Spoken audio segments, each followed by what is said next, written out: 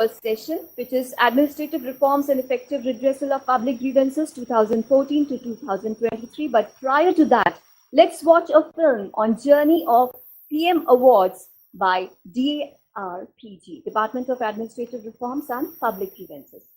So let's watch this film. Bharat दुनिया का सबसे बड़ा लोकतंत्र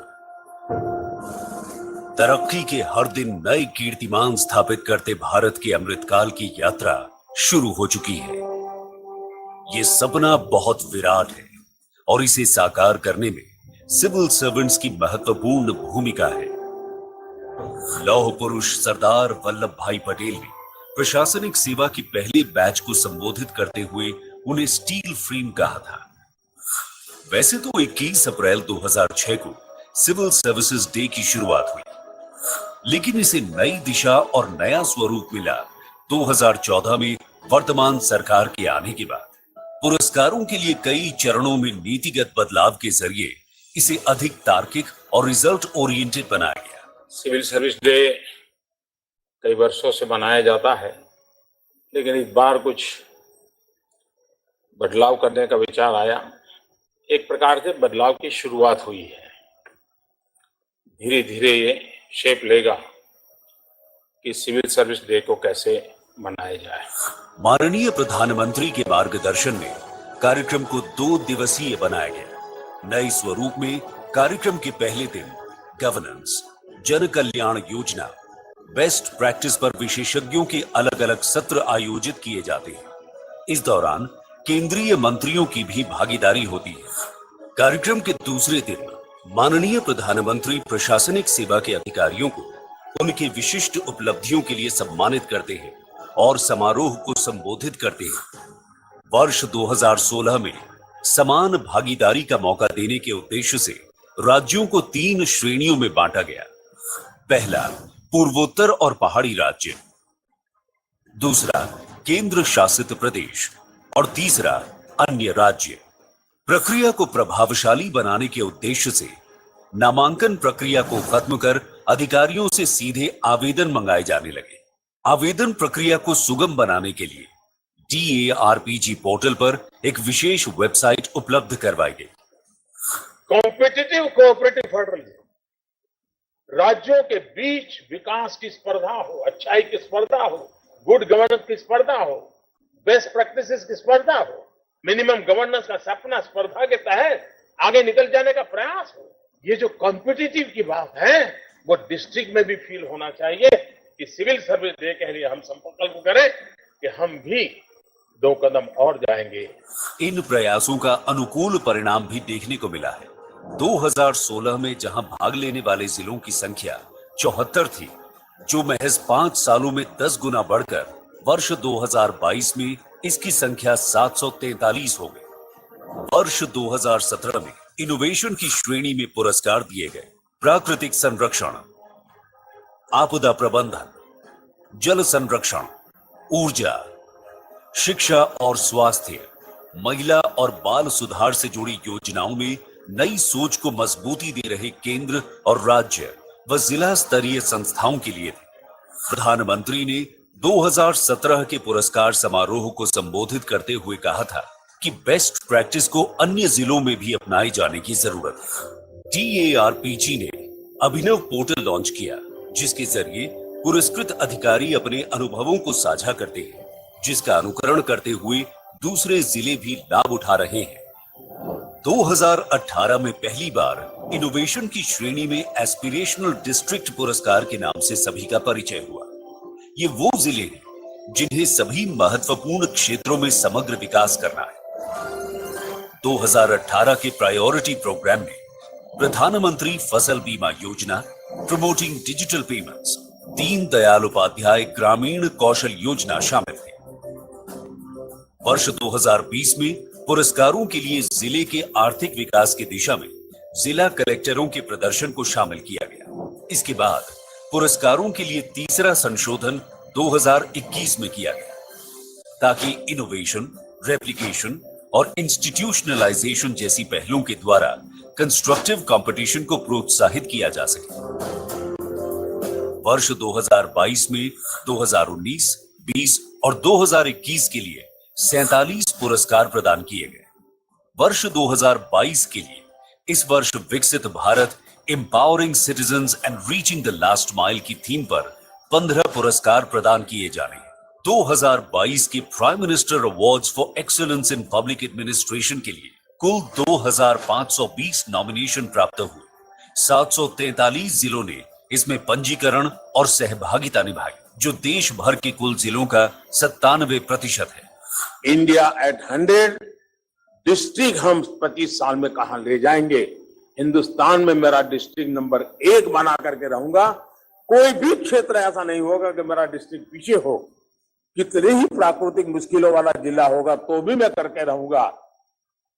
ये इंस्पिरेशन, ये सपना, ये संकल्प और उसके लिए सिद्धि प्राप्त करने के लिए निरंतर पुरुषार्थ और परिश्रम, इसकी संभावनाओं को लेकर हम चले तो ये सिविल सर्विस डे हमारे लिए एक नई प्रेरणा का कारण बन जाएगा।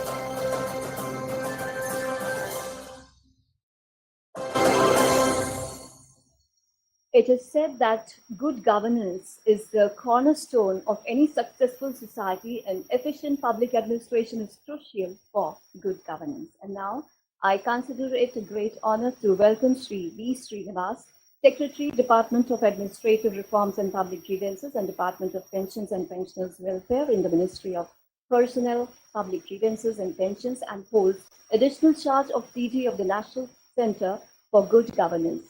1989 batch IS officer, Rajasthan cadre, he has held various important positions in the government of Rajasthan and government of India. Recipient of prestigious awards, he is a senior administrator, a respected academician and institution builder par excellence. He is the chairperson of this first session, Administrative Reforms and Effective Redressal of Public Grievances 2014 to 2023. I also welcome Sri S.N. Mathur Saab, Additional Secretary, DPPW, Pension Reform, Government of India. During a career spanning 30 years, he has served the Government of India in various capacities and positions. A recipient of the National Award for Outstanding Services, the highest award of the Indian Railways. Then we have Sri N.B.S. Rajput on the dais, Joint Secretary, DAR-PG, 1999 batch IS officer with 22 years of experience in various sectors and departments at the federal and state levels of the government. He has a bachelor degree in mechanical engineering. तो मंच पर आसीन हमारे गणमान्य अधिकारियों का पुष्पों द्वारा अभिनंदन करने के लिए सर्वप्रथम मैं आमंत्रित करना चाहूंगी श्री रिपुंजय सिंह जी को, senior professor HCM Rajasthan, Rajasthan लोक प्रशासन संस्थान। आप श्री डी श्रीनिवास, सचिव DAR-PG और DOPPW को पुष्प प्रदान करेंगे और इसके पश्चात श्री S.N. माथुर जी का अभिनंदन, अतिरिक्त सचिव DPPW pension reform Shri S.N. Mathur. अब मेरा निवेदन श्री डॉक्टर राकेश सिंघल जी से, सीनियर प्रोफेसर, कि वे पुष्पों द्वारा अभिनंदन करें श्री N.B.S. राजपूत जी का, अतिरिक्त सचिव DAR-PG Shri N.B.S. Rajput.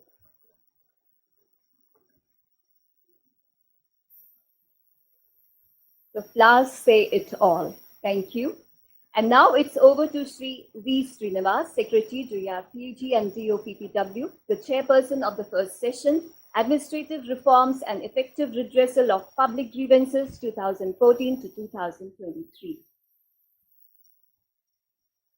You can have the PowerPoint presentation.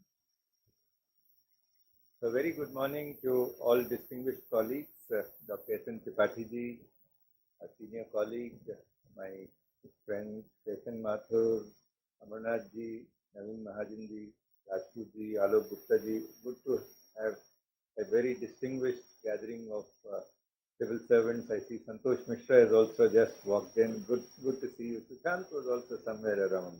So Sushant Gaurav is here. So a lot of states are here, and always good to come to Jaipur.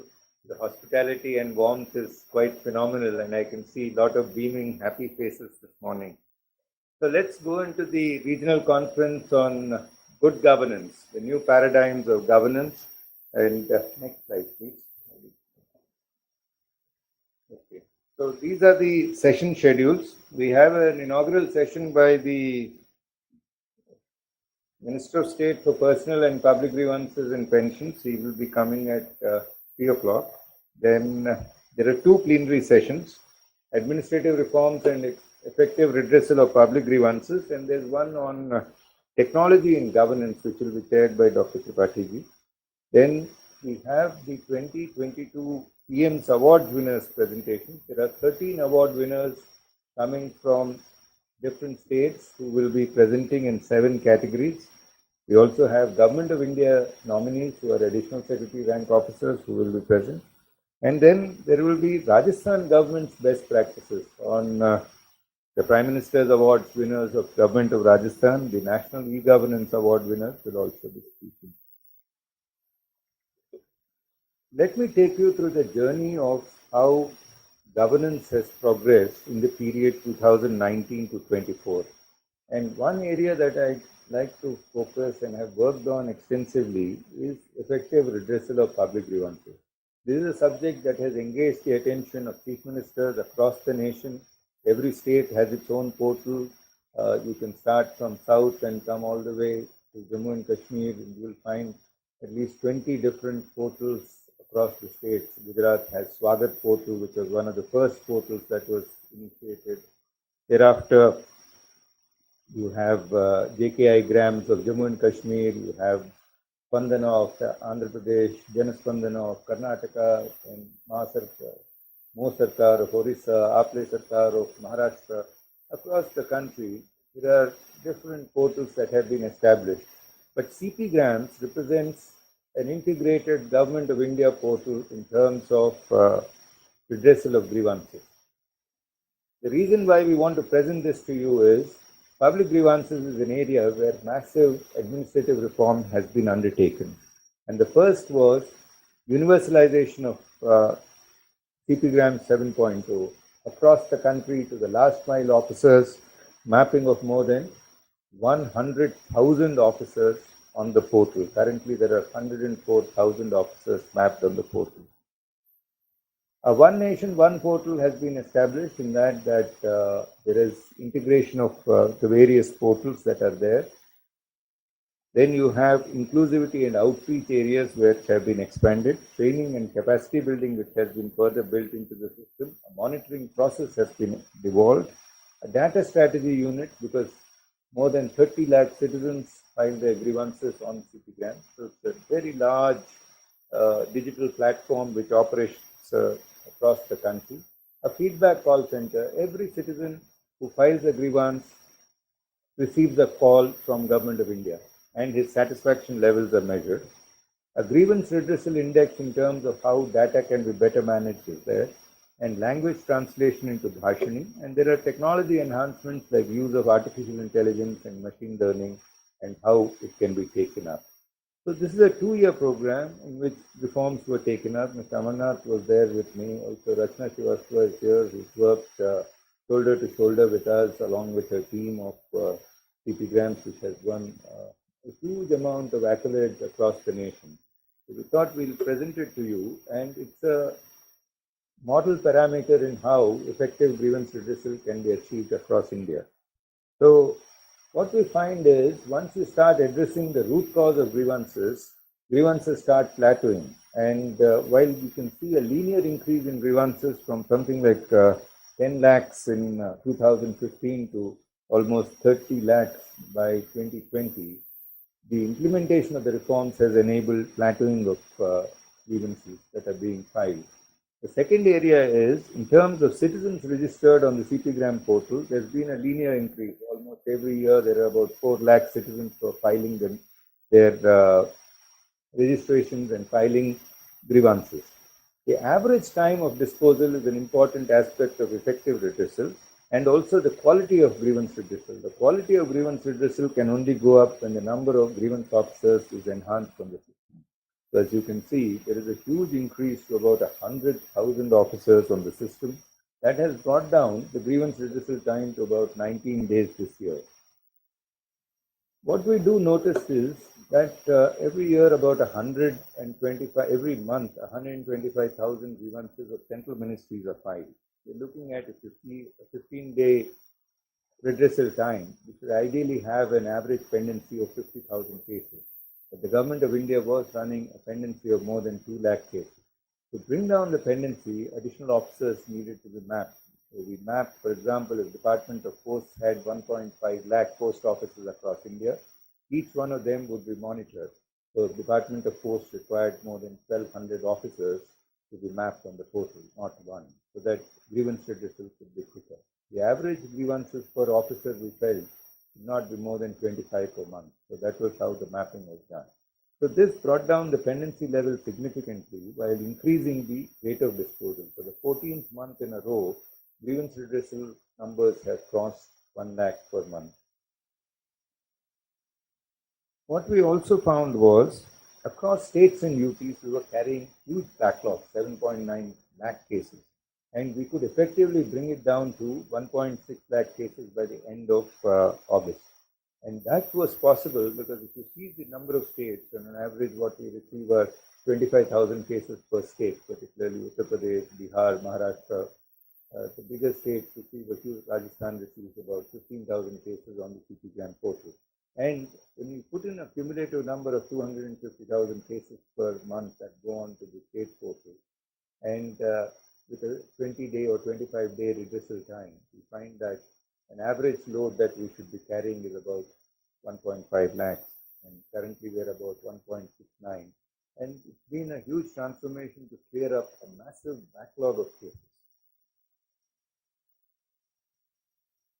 So the first step, how did this massive transformation in terms of increasing satisfaction levels to almost 50% and reducing grievance redressal time to about 16 days happen? It happened because technology adoption is there. One big message that I would like to give to every young officer in this room is, please pursue technology adoption, technology upgradation across every institution that you're working. I recall as Chairman Board of Revenue, we digitized the Board of Revenue, started placing judgments online, cause lists online. Digitize every institution, simplify the interface between government and citizens. That is the best way forward to improving the quality of governance. So when we universalized CP grants, we started with 4,000 officers, and today automatic routing has led to each ministry enhancing the number of categories. 4,000 officers, 20 categories. Today we have 12,500 categories, 104,000 officers. 120 days was our grievance redressal time, and we could bring it down to 16 days. So it was a classical policy wherein which you put feet on the ground and disposals are possible. One nation, one portal enabled and eliminated physical movement of paper. There were huge volumes of physical paper that were being filed which had to be shipped. And in fact, DRPG's section officers were signing something like 33 lakh physical receipts every year and almost 2,500 receipts a day. The integration of central grievance portals along with the state grievance portals, as also the reverse integration, enabled complete elimination of physical movement of paper of grievances. The third was the feedback call center. Feedback is very important, and also you need recording of calls, auditing of calls, timelines in which the call center operates. So we operationalized the call center, and Amarnath knows the number of times we visited the call center was quite phenomenal. In fact, there were days when we got lost visiting and ended up with somebody else's call center. And it was important that calls were monitored, every citizen was reached out to, and every citizen's comments were taken. So, and we would hear them in every senior officers meeting the next week. And every day, a compilation of excellent and very good rated calls is shared with us. So we bring out pamphlets in which outstanding responses have been given, particularly on. It enables us also to identify root cause analysis and conduct more deeper analytics into how and areas where grievances have been coming. For example, in the pandemic, we received more than 2 lakh grievances with regard to evacuation. The operationalization of the Vande Bharat immediately eliminated these 200,000 cases within one shot. So it was addressing the root cause that can make a huge difference. Capacity building is very important. Portals of this magnitude, portals of this complexity, which operate advanced intelligent grievance monitoring systems are not easy. So officers need capacity building, and we've identified APIs. The HCM Reaper trains a number of officers under Sevottam 2, a number of modules, 1-day modules, 3-day modules, 5-day modules have been designed across the country, in which every officer who's mapped on the portal is given at least 1-day training. That has been the objective.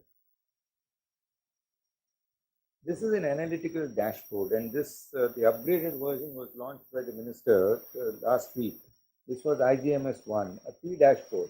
If you have 100,000 officers, who's working, who's not working, every officer by name, caseloads, timelines of disposal, each one, schemes under, for example, if you want to know in Jaipur under Pradhan Mantri Awas Yojana, how many cases where subsidies have not been disbursed are pending, you can immediately get the number of complaints that have been filed. If you want to see state level categories, police not filing a first information report, the large 5 departments of police, PHED, PWD, as also revenue. These are the areas where, and social welfare, these are the areas where maximum grievances of states have been coming in. And a key dashboard enables you to identify data analytics to the highest granularity. And you can go down all the way to the field formations to identify at a click of a button the performing and the non-performing officers. Based upon the key dashboard and also the call center feedback, we could design a very comprehensive grievance redressal index. And a grievance redressal index of this magnitude is very vital when you're operating across multiple state governments, UT governments, multiple ministries, and also to identify the appellate authorities who are working, who are not, those who are not working. So this was something that was meticulously done. Based upon 5 parameters, more than 100 data points have been included in this index. And every month, ministries and departments are ranked. And these are ranked on parameters of efficiency, feedback, their organizational commitment, that is active VROs to inactive VROs, and then a score is developed and the GRAI rank is given. It's basically an arithmetic mean of these 4 parameters, each of which has sub-parameters numbering about 140 or so. So ministries are ranked on these parameters, and a publication is brought out, a monthly publication is brought out, which shares on how departments are doing. Ministries are divided into Group A and Group B. Then you have a grievance redressal index for states has also been designed. This is still a simplistic kind of an analysis based upon timely disposal, quality of disposal, and states have been categorized into Northeast states, Union territories, and states with number of grievances more than 17,500 per month and those less than 17,500. So this is how the data sets look. Those in red are not doing very well, and those in green are the ones that are the top performers. So you'll find states which dispose of really quickly, like Uttar Pradesh, Jharkhand, Rajasthan is amongst the top performers, Gujarat amongst the top performers, Telangana states with lesser number of grievances but still high quality grievance portals like Janhita, and some of them are doing very well, and this is what we find. Uttar Pradesh is a classical example wherein which the timelines of disposal are very low, and also the effectiveness of disposal is quite high because they've set up an integrated system which goes down all the way up to the block level. The second big area of administrative reform has been recognizing meritocracy, and this is where so many high achievers are participating in this conference. We have many award winners of 2022 scheme who received the awards in 2023 who would be speaking in this forum in the next 2 days. And as you saw in the film, the Civil Services Day is a massive restructuring of the event. This year, 26,000 officers participated in Civil Services Day event, and an all-time record. And 747 districts participated in the event, in the scheme. So it's not easy to get a PM award because almost 3,000 nominations in that category. You may just have 1 award or 2 awards, and it's extraordinarily tough to get through into the award category. So There are also priority sector programs in which awards are given in addition to innovation. And this is the Prime Minister conferring the award to District Collector Baramulla for the work done in aspirational district programs. There are also the other winners, Kisan Gaurav is here. I did see him a few minutes back here. Why do you sit at the back? Why didn't you come in front? So, also the others are here. There are a huge number of award winners. I can see the Gujarat government is well represented. Government of India is represented. So we'll hear them in the next session. How are these best practices to be replicated? The regional conferences represent a good way of replicating the best practices. And these are essentially meant for states to understand and see how best replication can be done. So far, there's also the National Good Governance webinars, which are attended by more than 2,000 officers at a time. And there is a television program on Sansad TV called Abhinav Pahel, which is screened every week, and in which best practices are presented, and Rajputji would be speaking about this. We also do the e-governance awards and conferences. We'll hear some of the e-governance awards winners. And the big themes these days are how technology empowerment of citizens can be taken up. Another area of administrative reform is benchmarking governance. It's not merely enough to create a digital portal. The digital portal has to work. If you file a complaint that your street light is not working and it does not get fixed for 5 days, it means that the system is simply not working. There has to be a response. So how do you measure and assess the quality of governance? So the Good Governance Index is a good way of taking it up, and the Good Governance Index assesses the quality of governance across states. It has been published twice in 2019 and in 2021. The 2023 indicators are currently in progress, and it's published on Good Governance Day, that is 25th of December every alternate year.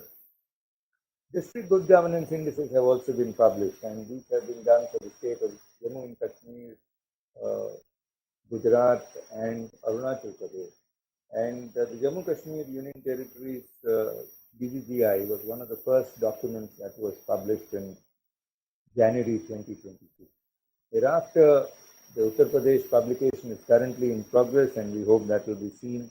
So far, we have assessed the governance of more than 250 districts out of the 780 districts of India. And soon, universalization of DGGI will be taken up. The National E-Service Delivery Assessment is another in which the quality of e-services is undertaken. There is a session on it. Mr. Santosh Mishra will be speaking on NASTA and how the contours of NASTA are being undertaken.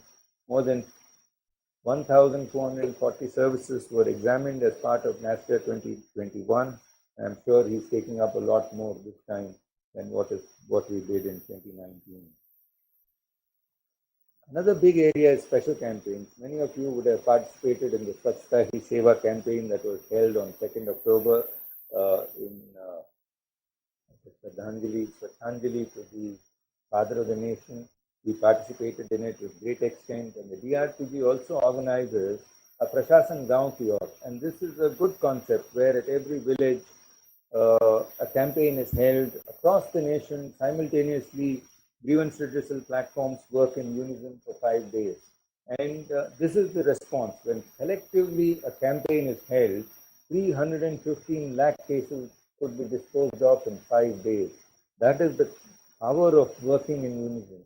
And 54 lakh PG cases were disposed, 982 good governance practices were reported, and Vision India at 100 was published for 277 districts. There's also another report we bring out, the Secretariat Reforms report that we published, which examines how e-office has moved across the Secretariat. A section on e-office is there in technology and governance. Rachnaji would be speaking about how analytics there have been published. And reduction of pendency. One of the big things that we took up was rewriting the Central Secretariat Manual of Office Procedure. I'll come to it later.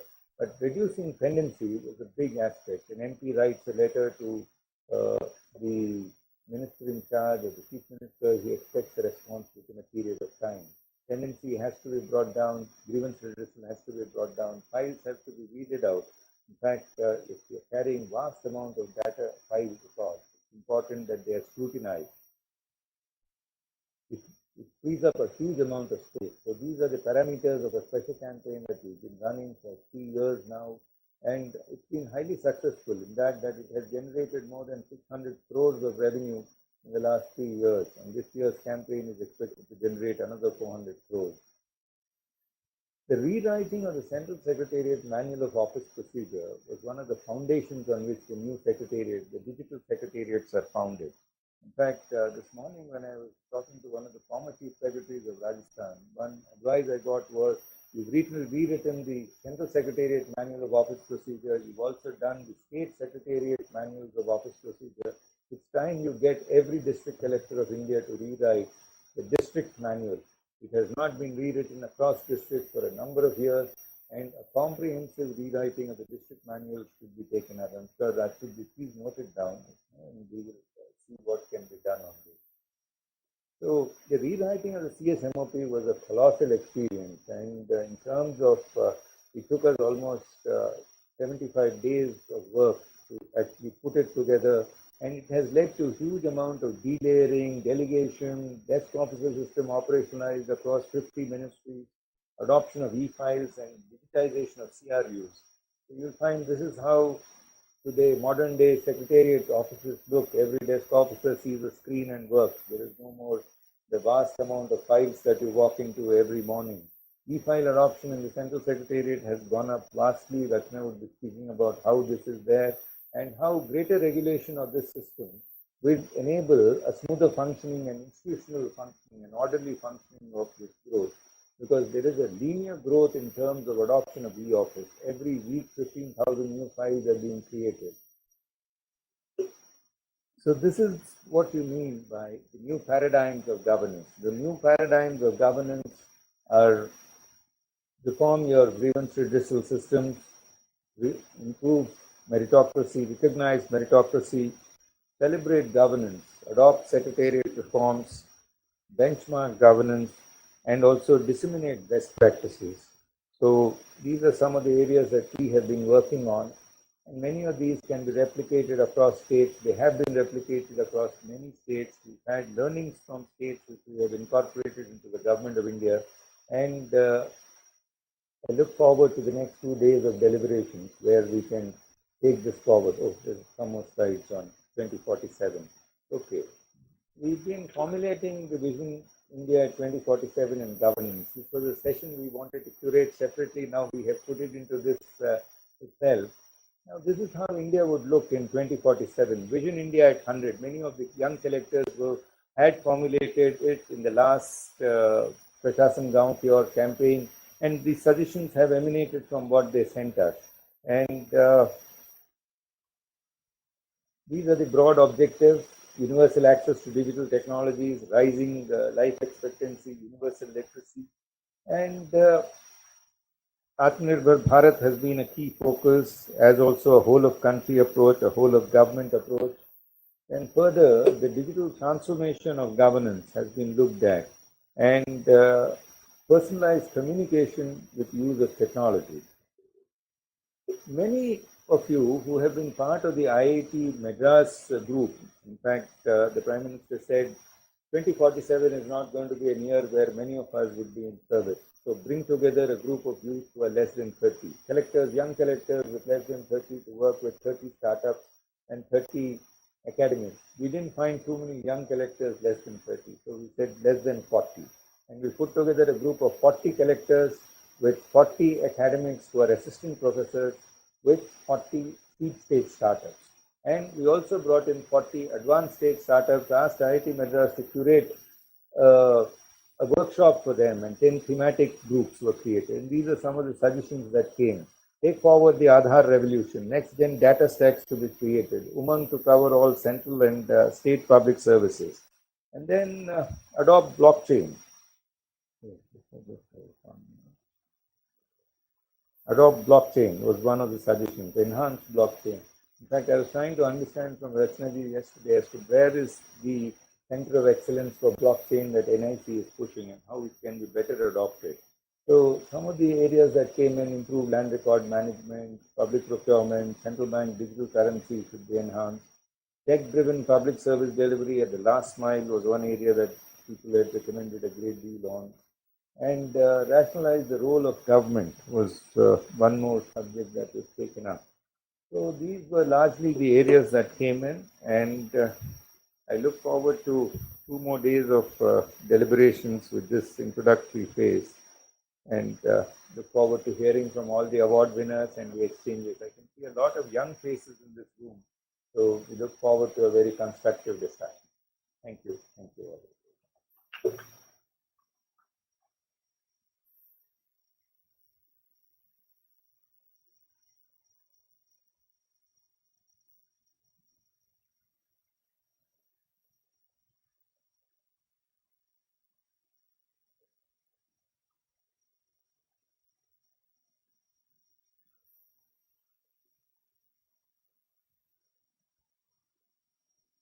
Now, can we have the next presentation?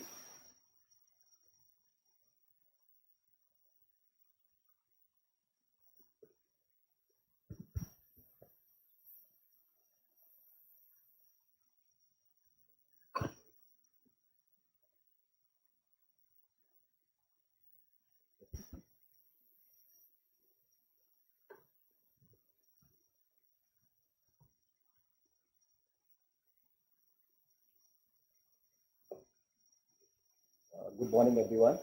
I'm Sanjeev Narayan Mathur, National Secretary, Department of Pension Welfare. Mr. Srinivas, Secretary, Department of ARPG and Department of Pension, Mr. Patil, all senior officers here in the room.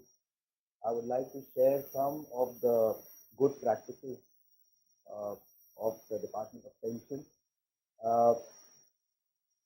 Right in the beginning, I would like to give a brief background of my department.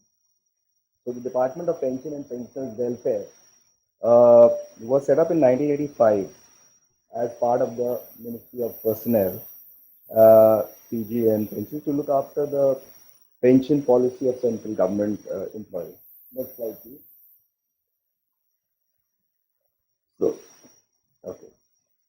So the department started functioning with a mission to ensure a dignified post-retired life for all the central government pensioners.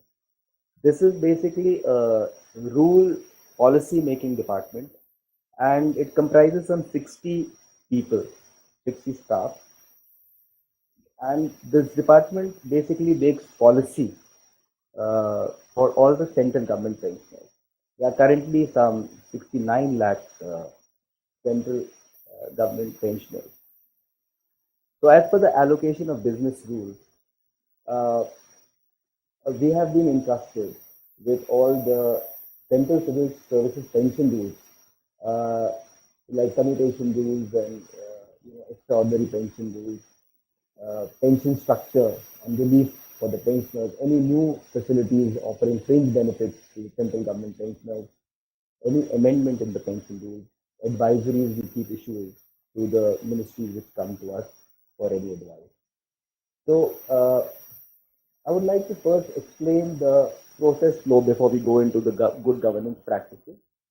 The Department of Pension is the policy maker, and the line ministries are the implementing agencies of the pension policy. And the banks are the disbursing agencies. Once the pension case has been processed and a PPO has been issued, then the bank is the pension disbursing agency.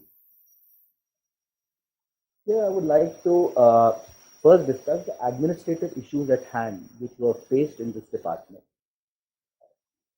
The very first thing which we found was a lot of grievances, like Secretary Sir has just spoken about grievances. The pension grievances are very specific and they are very technical type of grievances.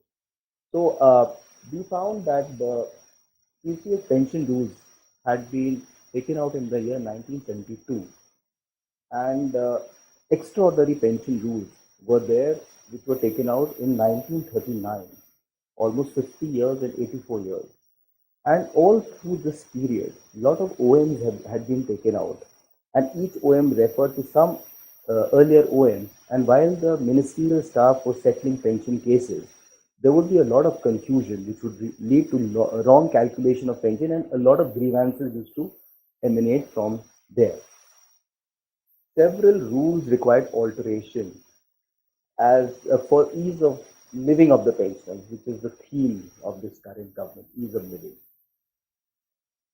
Original rules, like I just said, had been modified over a long period of time, and they had to be straightened and regulated so that they could be easily implemented by the ministry. Different ministries were interpreting pension rules differently, and it would lead to wrong pension calculation. For the same batchmates, for example, different pension calculation would be there because the rules were so confusing. Huge number of pension grievances were going without any monitoring, and which in turn was leading to a number of court cases. And because of that, there was unending paperwork for start of pension, because pension was being processed manually. So what was the methodology which we followed for having a smooth pension system? We followed strictly the allocation of business rules which had been assigned to us, and we found that there were two very distinct areas of functioning. One was pension policy, the other was pensioners' welfare. Now, pension policy and pensioners' welfare are two separate areas. It was being interpreted some time back by the department that if you issue some kind of a pension policy, the welfare is automatically ensured, which was not true. And we had been monitoring a huge rise in the number of grievances. So we segregated it into two parts. One, pension policy, what had to be done about the policy, and what had to be done about pensioners' welfare. So policy related reform, this department set up something called a centralized pension grievance redress and monitoring system, which is a subset of CP grants called the SIPIN grants. And we started looking at the grievances. There were some 14 types of drop-down menus of different types of pension grievances, which had to be there so that we could focus on what are the kind of grievances which are maximum, so that we can work on them. And also conduct a root cause analysis. So for this SIPIN grants, this department, like Sir has given in quite detail how the CP grants function. SIPIN grants were also very similar, being functions the same way. However, we found that there were grievances which were being routinely disposed of by the ministries, and the pensioner was not very satisfied about it. So we started a system of pension adalats. So the pension adalat is basically, currently it is being held twice a year. We have so far held 8 adalats. All the ministries are given instructions to hold a pension adalat on a single day all over the country, after listing cases out of the SIPIN grants which are chronic cases. And these cases are then all the stakeholders to a particular pension, because the stakeholders are several. There might be the head of office, it might be the CPO's office, Central Pension Accounts Office, there might be the banker. So all the stakeholders are called on a common platform, and it is held centrally from Delhi, in which the Honorable Minister participates.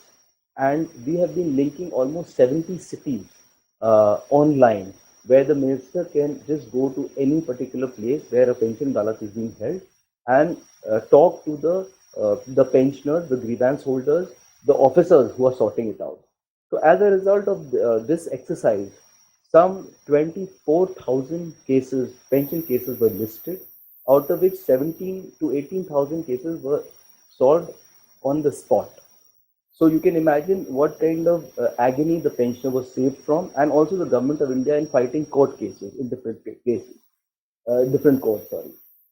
So from this, we culled out the root cause, from this root cause analysis, we culled out the top grievance areas in pension policy, and we started working on them. And then we reviewed and rationalized all the TCS pension rules right from the beginning. All the OMs were collected, the ones which were absolutely redundant, we removed, and CCS pension rules of 2021 were released, which were absolutely new, simplified, so that all the ministries could understand, and all the pensioners could also understand, which were absolutely, all the OMs had been included. All the 50 years OMs were dovetailed into a single new rule booklet, which was taken out by us. We did a similar exercise this year for the extraordinary pension rules of 1939. Now, these rules were so old, they were basically British times, and they were being continued and they were being interpreted, randomly by different ministries. So, we basically updated these rules, and a lot of these rules basically contain death on duty, which is very important, and the families don't know. Because death on duty, you get enhanced, the family gets enhanced family pension. So we included a lot of case, new situations like the COVID pandemic. Any pandemic declared by Government of India was included. A lot of training exercises, maybe of the fighter jets, which are taking place, and somebody dies during a training exercise, which is not included. So we included so many cases which we keep receiving. We dovetailed and we took out the extraordinary pension rules in 2023. Another very important area was that pension was being processed manually. This department owns a software called Bhavishya, and it is an end-to-end digitized software. Basically, the department issued instruction that with effect from 1/1/2017, no pension case shall be processed manually. So in an end-to-end digitized system, the pensioner files his or her pension papers electronically, and then the files have a movement schedule, and if on any particular desk the file is delayed beyond that implementation schedule, beyond the calendar, then a red flag is raised, and the pensioner and the officers concerned get a SMS immediately. So this basically is the Bhavishya system. It moves from the head of office to the pay and accounts office to the central pension accounts office, which issues the electronic special seal authority, and then electronically goes to the bank and also goes to the DG locker. So basically, earlier even the pensioner would be going from seat to seat, asking for the pension payment order itself was not being given at times by the lower level functionaries. Now it goes right into the DG locker. So it is so simple, and a PPO can never get lost now, because it will always be in the DG locker. Whenever the pensioner wants, it can be taken out, and it goes directly to the bank, electronically to the bank. So basically, this was rated as one of the third best softwares amongst all the e-service delivery softwares of Government of India, which Sir had just shown in as per NESDA rankings 2021. It was rated as the third best government service delivery software. So this is the basically. I will just give a brief about this. As the root cause analysis, all the reforms were root cause analysis driven. We also opened a call center for the pensioners, which is an in-house call center. Any pensioner can make a call and get the grievance registered online. Then we found that lot of problems were there with respect to life certificate. As we all know that a life certificate has to be given by every pensioner in the month of November. And if you don't give that life certificate in the month of November, from December onwards, December paid in January, the pension will stop. And the huge queues outside banks were a terrible scene. So this department brought in digitization. The digital life certificate was basically started, for which the pension account has to be seeded with Aadhaar. And a lot of initiatives were taken, which I would like to share with you. The first was a biometric system, which any pensioner could download the Jeevan Praman app, and from a laptop or from a phone, attach the biometric device and give the life certificate. We roped in the Indian Post and Payments Bank which has some 1,90,000 Grameen tax savers and postmen. They have a lot of the doorstep facilities. Any person can, get onto the app and call the postman home for various things like withdrawing money, etc. So we got this service listed on that app. So anybody could call the postman home and give a life certificate. We gave instructions to all the public sector, all the pension disbursing banks, public and some private sector banks which are there. Some 17 banks are there, which are pension disbursing banks, to start the video KYC for life certificate, which basically is within RBI norms, and any pensioner can request a video life certificate. So the banker will come online and a life certificate can be given online. There's a consortium of 12 public sector banks which are operating in at least 100 cities, in which they will also go to the doorstep of the pensioner. So we got that facility also included here.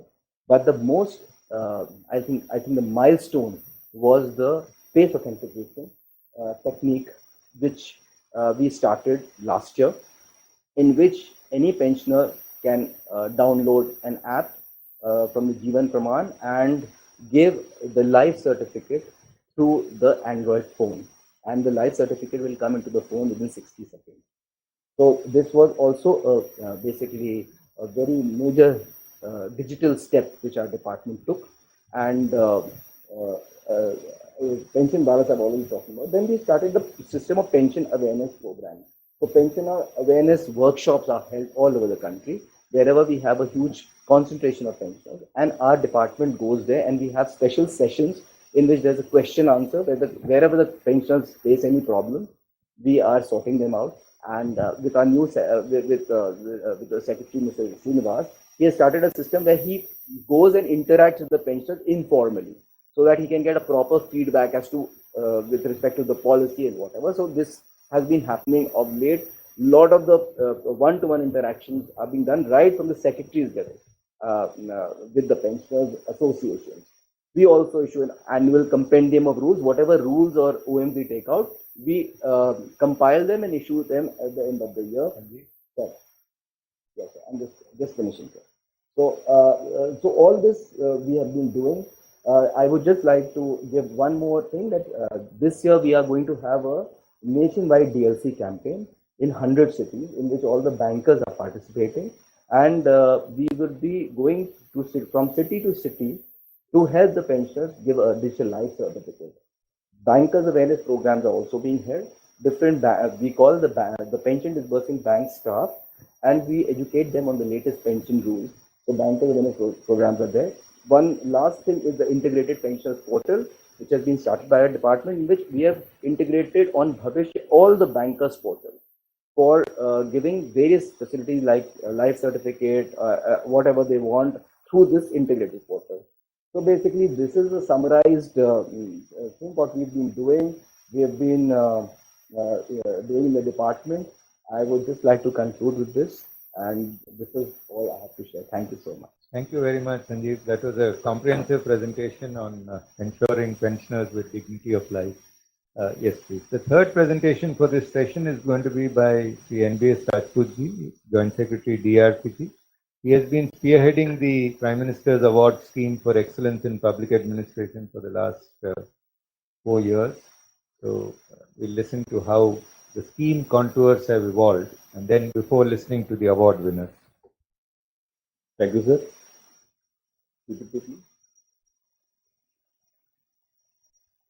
Now I'll be speaking on James Award scheme. This scheme basically rewards meritocracy in governance. James Award for Excellence in Public Administration are given to civil servants on their outstanding performance. It creates competition among the district, state and central government and organizations. It encourages the application of best practices. Based on in 2004, based on the recommendation of the Committee on Civil Reforms, for higher civil servants to reward their outstanding performance, This scheme was constituted in 2006. From 2006 to 15, basically it awarded in the three categories, that is individual, group and organization. Later on, three major restructuring of the scheme was done. That was in 2015 when the states were categorized in three categories, that is eastern, hilly and hilly states, union territory and other states. Then in the 2020, second restructuring happened where the district's economic development was taken as the theme. In 2021, again, third restructuring happened where the to encourage constructive competition, innovation and replication and institutional best practices was taken as the theme. So as I mentioned, to encourage constructive competition and innovation and replication of awarded initiative. The second objective is to utilize the best practices. Third is to factor in holistic approach, primarily the convergence of the schemes, to promote Jan Bhagidari, focus on technology-driven innovations. And now this has been mandatory for all the districts to apply under the scheme. The evaluation assessment parameters have been divided in three categories. That is the evaluation based on qualitative parameters, quantitative parameters, and governance parameters. Where the 50% weightage given on the qualitative 30% and 20% for the governance. We have the screening process in which we have first level of screening as screening committee, which recommends the initiative to the next committee, that is expert committee headed by Secretary DRPG. Then it goes to third committee, that is empowered committee headed by Cabinet Secretary. Finally, approval of PM is taken.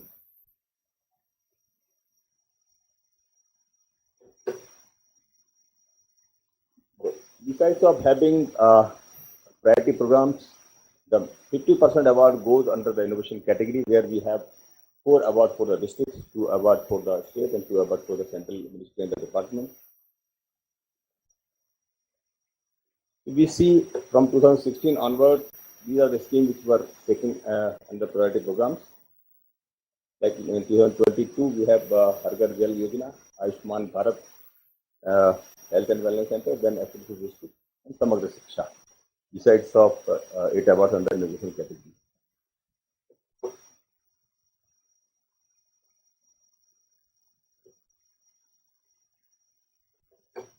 Now, regarding initiative by the department for application of best practices, as mentioned by our secretary, we organize regional conferences in different states where we invite all the participants, all the awardees to share their experiences.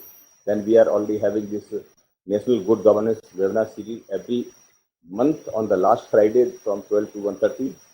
Then we have Sansad TV program, that is Abna Pahal, that is aired every month. Then we have launched one innovation portal, the Abna Pahal, where we have requested all the districts to register, to share their best practices, to pick up the initiative for the replication in the district. We have the blog also, where they can share their experiences, their day-to-day things which are coming to their mind should be shared with the people, so they can have that we can share through their blog. They can share the district at 100 documents, a vision document prepared for the district, how the district should look in 2047. So we have seen regarding Rajasthan, we have total 33 districts. Out of 33, 14 districts already registered on this portal. 7 districts are yet to register. And today, just now, sir, we have seen one district has already picked up one awarded initiative to replicate out of awarded initiative, sir. Thank you, sir. Thank you very much. So you've heard 3 presentations today, one on effective redressal of public grievances, one on Prime Minister's Awards for Excellence in Public Administration, and one on pension reforms. Any questions from the audience, please? So we have Amarnath ji is also here. Would you like to share your experiences on effective redressal of public grievances, having worked so hard on it? Mic there? वहीं से बोले? We have 10 minutes so before the session concludes. Amarnath was the flag bearer of effective redressal of public grievances. Good morning, the sir, nation. and Yes. thank you very much for giving me the opportunity. One of the most complex things which I found in my public service life was the handling of the public grievances. It is so complex that we actually don't find the solutions. And what happened that we are busy in 90% of doing our job, but 10% we always think ये problem है. And when a person time and again comes to our office, we actually stop interacting with that person. उसको भगा देते हैं कि यार ये बंदा फिर आ गया. But the real problem is that we don't know what is the solution of that. You combine this at the state level and then combine at the national level. That's a total mind-boggling. So how do you solve it? So that was one of the challenges which DRPG was facing and also still facing, but we are trying to streamline that. The first thing which we did was 10 steps reforms process, as Secretary explained, that we had to systematically make buckets that how we can segregate these grievances. And the second most important thing was that it is not possible to identify, segregate, streamline, and solve unless you use the technology. And that's what we thought. And one of the technologies which is being used extensively nowadays is the artificial intelligence. And we were already in collaboration with IIT Kanpur, and we spent a lot of time, how do we use it? And that's why right now, whenever any grievances put on our website is automatically segregated and bucketed in a particular blog, and it becomes very easy for the grievance officers to handle it and streamline. There's still a lot way to go, but the RPG had started on right path, and it is helping all the ministries and all the state governments. One nation, one portal is being integrated, and maybe I think shortly we should be in a position that any single grievance which is being given by any citizen, we should be in a position to solve that quickly in a short period of time, which has already reduced to 90 days from so many days. Thank you, sir. I thought let me share with you. Thank you. Thank you. So I hope you are convinced about this all for all.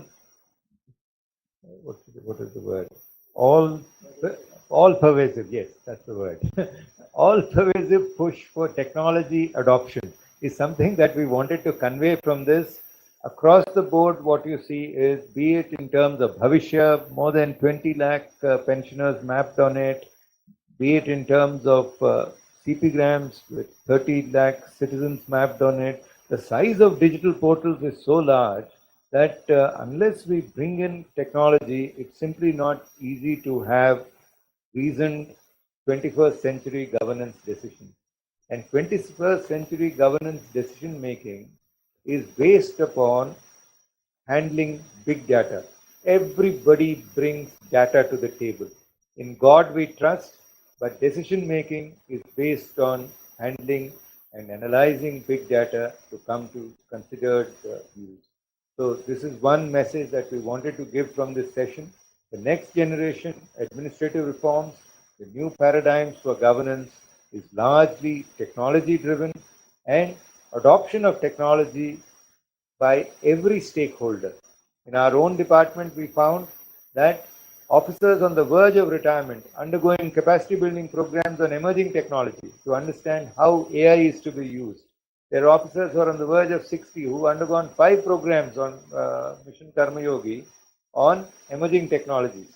Everybody wanted to get familiar and understand how big data can be handled. And please digitize any institution you enter. Rakesh Singhal is here. He used to teach us when we were probationers on the need for an all pervasive push for technology adoption. And that is 35 years later. We'd like to reiterate that view that it is extraordinarily important for 21st century governance to continue to push for technology in government. So the next session is technology in governance. I'm sure it will take it to the next level of discussion. Thank you very much. Thank you. Let me thank the panel for this morning. Thank you. Okay, no, anybody has questions? Otherwise, they'll deal with Rajput ji separately. There'll be questions on his scheme, of course. उसमें तो बहुत प्रश्न रहते हैं. आइए. With that, we come to the end of session 1, and with pleasure, we would like to present special mementos, sir, to our dignitaries on the dais to express our heartfelt gratitude. So, request to Dr. Ripunjay Singh, Senior Professor, to present a memento to Sri V. Srinivas, Secretary, DARPG and DOPPW, and the chairperson of this session.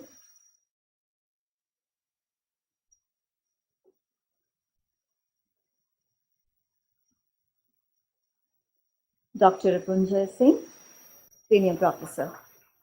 And a memento now to Sri S.N. Mathur, Additional Secretary, DPPW, Pension Reform.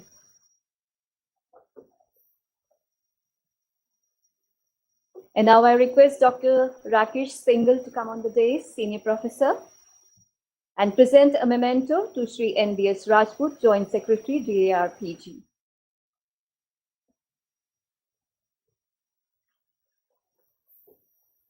Thank you very much.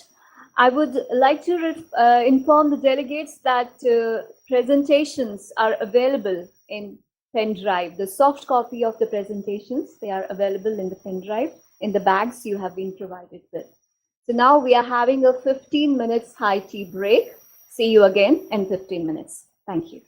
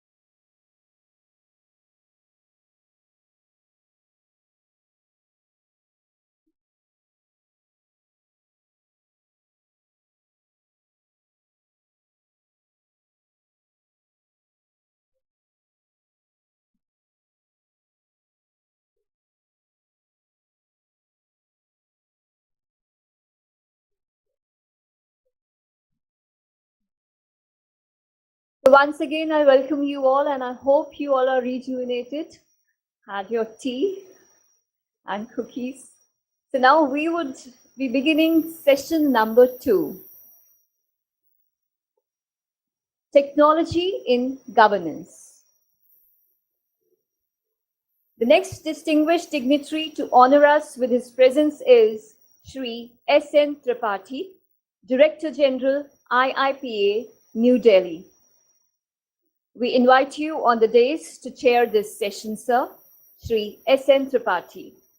1985 batch IS officer, Odisha cadre, a highly seasoned civil servant with a true academic flavor, has adorned many important positions both in Government of India as also in the Government of Odisha. Due to his motivational leadership and continuous guidance, IIPA has been able to develop digital training materials in a record time, even during lockdown.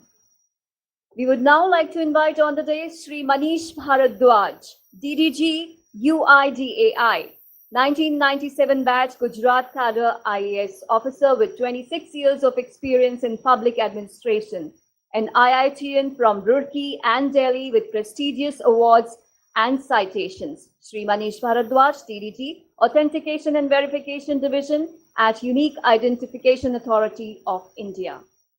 We invite on stage Shri Santosh Mishra ji, a former IAS, now a senior partner with PwC India. 2000 batch IAS Tamil Nadu cadre, whose life journey can be easily considered as the real life of Swades movie story. He brought a digital revolution in Tamil Nadu, was conferred an award for excellence in innovation and technology. We now invite on stage Srimati Rachna Srivastav, DDG, NIC, E-Office and CP Grams with over 34 years of experience in e-governance and ICT, and has been involved in conceptualization, system development, implementation, and operationalization of several national e-governance projects. And now to present a floral welcome, would like to invite Dr. Preeti Singh Pawar, Joint Director, Administration, on the dais. Please present a bouquet to Shri S.N. Tripathi, DG IIPA, News Delhi, who would be chairing this session. A bouquet to Shri S.N. Tripathi, DG IIP, New Delhi, and a bouquet to Shri Manish Bharadwaj, DDG, UIDAI. I would like to invite Dr. Gul Firdaus on the dais, Assistant Professor, Public Administration, to present a bouquet to Shri Santosh Mishra, former IAS, partner PwC India, and a bouquet to Srimati Rachna Srivastav, DDG, NICE official, and CP Grant. Thank you. And now, sir, over to you, Shri S.N. Tripathi, DG, IIPA, New Delhi.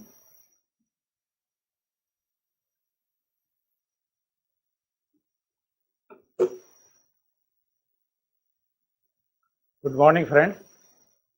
Good morning. I hope you have taken tea. There is some nutrition balancing. Let me welcome my colleagues, fellow colleagues on the dais who are going to energize you once again how to use technology for delivering better public services. Friends, governance can only be a good governance. Bad governance is not a governance for which we are being paid. If any one of you are thriving despite bad governance, your days are over. If you have not realized, you will realize soon. You have seen one lady walking with her dog has been compulsorily retired. Have you heard of it? It was not use of technology when she was carrying her dog. It was use of somebody else's technology who took the photograph and she is out of the job. Even she has been, he could have also been out of the job. We are in an era where we have to work for good governance. Good governance will not happen by default. You have seen in the early morning that public grievance as a system is going up. 140 crore people giving only 27 lakh grievance. Is it a big figure? Answer is no. Does it mean that rest of minus 27 lakh people are being serviced by the government so efficiently that they have no reason to complain? Answer could be further no. Then where the truth lies? Are we wanting to become good to great? Or we are building institutions which will build to last? Or we are still somewhere in between? I am one of those who believe that we should learn from ice cream. Have you all of you must have consumed ice cream? It says that before I melt, enjoy me. You must have seen candle. Candle burns and gives light. It burns itself but it still gives light. Friends, this is the time for bureaucrats to reconvert themselves when Government of India is saying change from rule-based to role-based. It is easier said than done because we are perfecting rule-based governance. ये लिखा है हमने कर दिया. Operation successful, patient is dead, that is not my responsibility. From rule-based to role-based when you are shifting, there has to be a paradigm shift in your thought process also. You can't be an ice cream so that you are cold enough and you are melting, nobody is enjoying. You can't be a candle that you are burning yourself but nobody is ignited with that light. I am using all these metaphors not to digress from the technology per se, because I am also a student of political science, a little bit of science in me also. I am not totally ignorant, but fact remains that this little bit of science cannot help you the way it has not helped me when I joined this bureaucracy. In 85, the joke was that 15 and 85 wala batch hai. 15% goes to the people, 85% goes to the batch of 85. Since then we haven't come out of this stigma. Till DBT came, when now from trickle down we have straight away gone to waterfall, 100% benefit goes to the people of India. We the people were waiting for DBT to get even our entitlement. This all has happened not because of me, in spite of me. It has all happened not because of you. I would not like to complete the sentence. But बाकी तो आप समझ ही रहे हो. दूसरी बात है कि one more thing that we should understand, it has taken us 75 years to make people understand that inline is not the best route. You can get benefits online. From Q to QR code, we have made a major leap of faith. From paperless, presenceless, and contractless, before we become totally useless, we have delivered public service delivery across India. In fact, all state government need to be commented, all collectors of 788 district need to be commented, and all CMs and PMs and DMs, all this cycle of those who exercise power and authority need to be commended. Each one has done better than the previous one. The only beauty of bureaucracy is that only my successor was bad. Otherwise, I have done everything that was needed to be done. इसके बाद किसी चीज की जरूरत ही नहीं पड़े. But दोस्तों जरूरत पड़ती है. We are a burial ground of pilots in e-government. जिसको देखो वही एक पायलट करके बैठा है, NIC was leading the front. There is no scheme under the sun where there is no pilot has not been done anywhere. But I am reminded of somebody said, फकत जंजीर बदली जा रही थी, मैंने समझा रिहाई हो रही है. They were only changing the rules of the game, but harassment to the citizen remained the same. We used computers only to computerize art that was essential for the government. We used digitization. We only digitized what was essential for me during my tenure. We went up to digitalization, at least some element of auto transfer and auto use of technology, but we remained there till e-office came. At least now government records are safe in safer hands.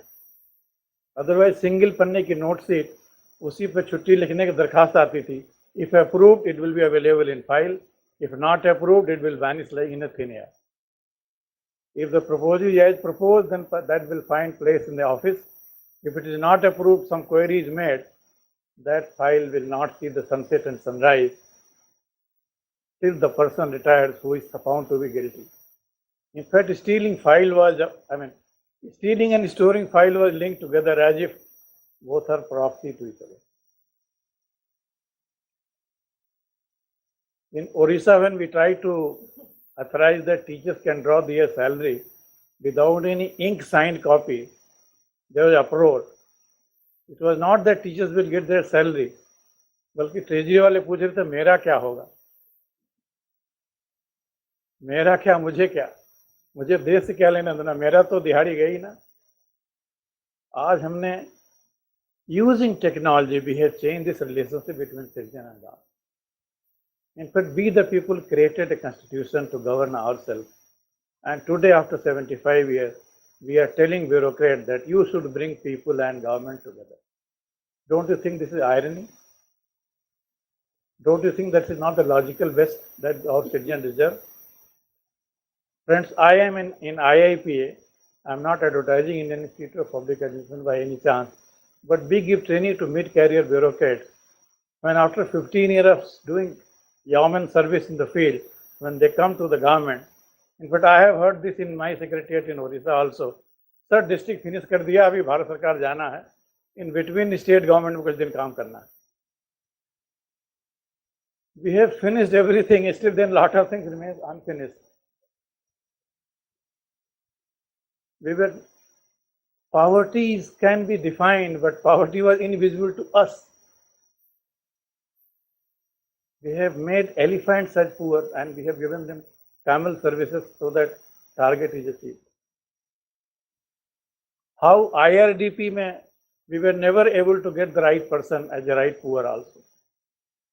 Government bureaucrats are not designed for selective approach. We have mismanaged when we have to select the poor.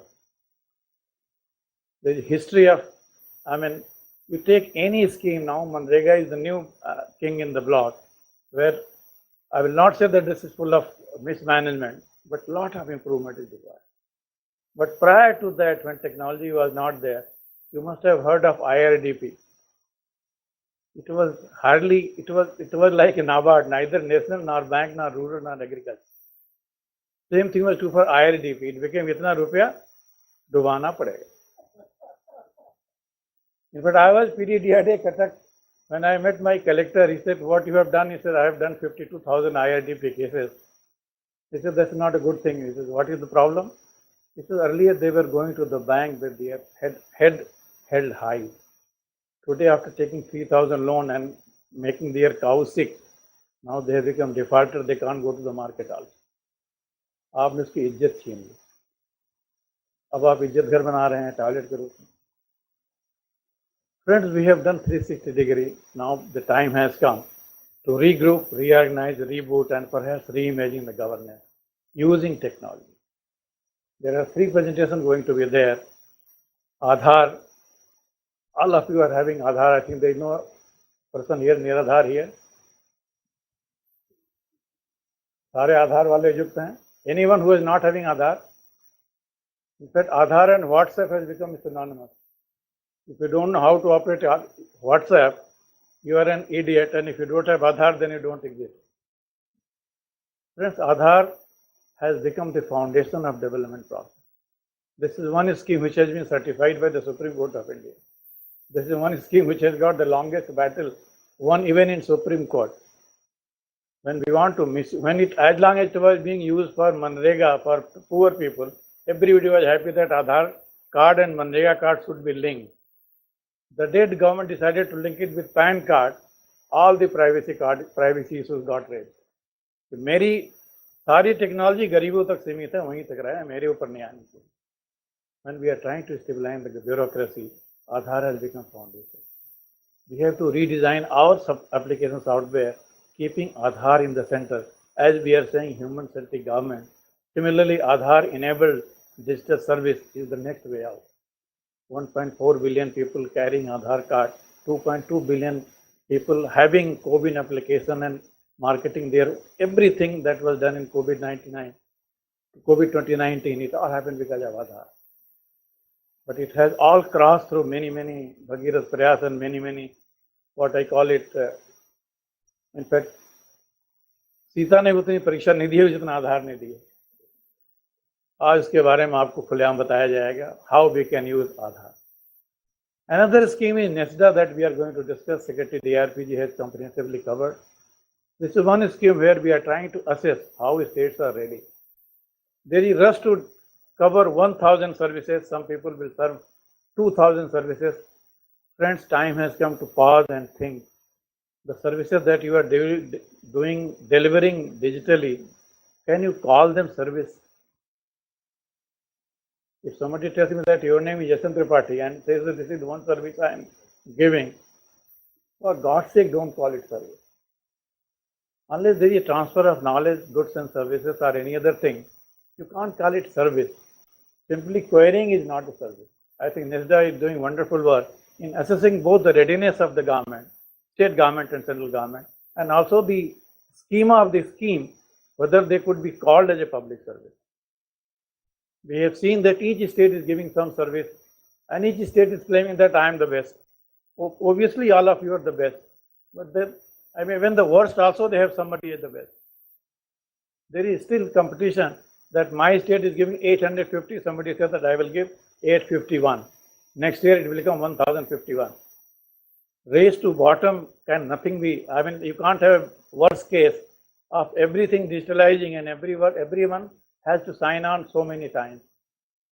One benefit of digitalization and digital application is that don't ask the citizen many times what government is aware.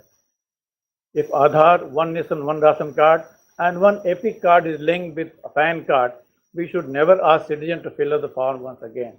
In fact, citizens should get what schemes he is eligible for. I don't know how many of you have heard my scheme. Any one of you? My scheme?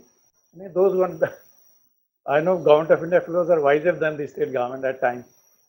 But my scheme is one scheme which is being thought that you fill up your coordinates, you fill up your data.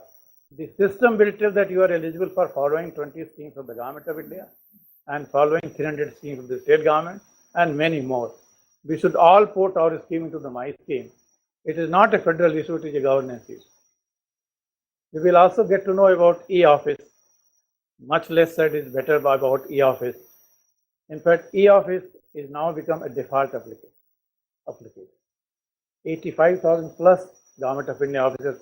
I think Rachna will update each one of us how e-office has changed the trust between citizen and within the government itself. How secretary and deputy secretary are at least not in talking terms after e-office has come. Sir, मैंने file भेज दिया. आपके peon को पता ही नहीं साहब ने दस्तखत कर दिया है. पहले पियोन भी राधे राधे आधे आधे करता था. He was trading information. Today that pleasure of the peon has also gone. E-office has made us transparent. Each office has made us responsible. Then this is age of responsible governance. AI may be artificial intelligence, but for me AI is development of area, development of individual. Area has a GPS, individual has a Aadhaar card. If these two are serviced efficiently and effectively, we have become both responsible as well as accountable. We all understand responsibility as if what I am supposed to do. But accountability is more than what you are supposed to do. It is what your organization does to the citizen of India. That's why CP Gram and all those things. We are collectively responsible to the citizen of India. It is not one way. Our digital public good has been studied by the South, global South, even global West, East and West. Everybody is doubting that how India can deliver such a digital public infrastructure where 10 billion transactions are happening on UPI, where 700 million bank account has been opened by Indians with zero balance without a single bank branch being opened. In fact, few banks have been merged. Banks were nationalized in 69 to say that banks are open to the poor. It took DBT, Janadhan and the Jam Trinity to bring people to the bank, and today we are seeing the benefit through DBT. 300 plus schemes of the government and central government and more than 600 schemes of the state government. $322 billion worth of money has been transferred to DBT. Had it been the calculation when I joined this service, 15% and 85%, what could have been the enormous loss to the country. 322 billion, 85% if it goes to the system. I am a student of political science. My math is very kamjor. But those who are from science background, they can calculate 85% of $322 billion. If that could have been wasted, we could have a revolution on the street. But today we are managing peaceful transition of power. Many more things we will listen from us, from each one of you. And let me also compliment DRPG for giving us a chance to be here. In fact, IAP is now studying PM Award functionaries. 25 schemes we have shortlisted for a detailed study. We are preparing a dissertation case on each of 25, including education, PM Gati Shakti, and many more schemes. We will come up with a report, which will be not a very appreciating a mutual appreciation group. It will be critical examination of those schemes, and we will share those details with the RPG. Friends, let's celebrate the success of the people who have achieved success. PM Award scheme has brought success and spirit of competition among bureaucrats. We were always treated with distrust. अरे IAS अफसर है तो चोरी होगा, IPS है तो उसको कोई पूछना ही नहीं, बाकी और सर्विस का उसका गिनती नहीं करते हैं, ये तो हमारा एक्सप्लॉइटेशन करने के लिए पैदा ही हुए हैं. Because image of bureaucrat. Friends, we have to come out of it. We have to be responsible and responsible. We have to be responsible and accountable. Technology can help us. Technology has made all of us great today, and we are moving head held high because we are using technology. It is not a default option. Better learn it before you become useless. Better learn the tricks of the trade before you become useless. Role to rule transition can only happen by use of technology. And let me compliment all those who are the achievers whose success is being celebrated. Some of the PM awardees I have heard in the past, they give such inspiration that you feel that you belong to a premier service, and younger lot is much more superior in terms of delivering service to the people. I know few people are sitting in front of me, but दोस्तों यही लोग हैं जिसके बारे में कहा जा सकता है जो पानी से नहाते हैं वो सिर्फ लिबास बदलते हैं, जो पानी से नहाते हैं वो लिबास बदलते हैं, जो पसीने से नहाते हैं वो इतिहास बदलते हैं. आज हमारे पास ऐसी शख्सियत मौजूद हैं जिनसे हम सुनकर सीखेंगे कि सारी परिस्थितियां वही हैं, सारे करामात वही हैं, सारी खराब चीज़ें वही हैं, उसमें भी गुदड़ी के लाल जो ऐसा परफॉर्म कर रहे हैं, that they become role model for us. Let's learn from each other. Ekla Chalo Re age is over. Desilvization and working together. तभी तो होगा सबका साथ, तभी होगा सबका विकास, तभी होगा सबका प्रकाश, तभी भी हम एक विकसित भारत, एक कर्तव्य पर चलने वाला भारत और ऐसा भारत बनाएंगे जिस पर हमें गर्व होगा. वो गर्व ब्यूरोक्रेसी का होना चाहिए. पॉलिटिशियन तो गर्व लेने के लिए लालायित रहते ही. अब हमारा भी टर्न आया कि PM, DM एंड CM में DM भी आए और इस जन भागीदारी के भागीदार बने. वो collector days are over when you were शासक. Now you have to be सेवक, and sevak you can do much better by using technology. Use technology to change the rules of the game. We can, together we should, and we must. It should not be another case of फकत जंजीर बदली जा रही थी, मैंने समझा रिहाई हो रही. Use technology to transform and digitally transform. If you use digital, cut T, cut I and cut L, it's only become Gita. दिल से Gita is digital. Do it with दिल से and दिमाग से, because you have both the options. Use your head and heart by using technology to deliver governance at the field level. Let me invite my colleague from the UIDI to speak something about that. Thank you very much.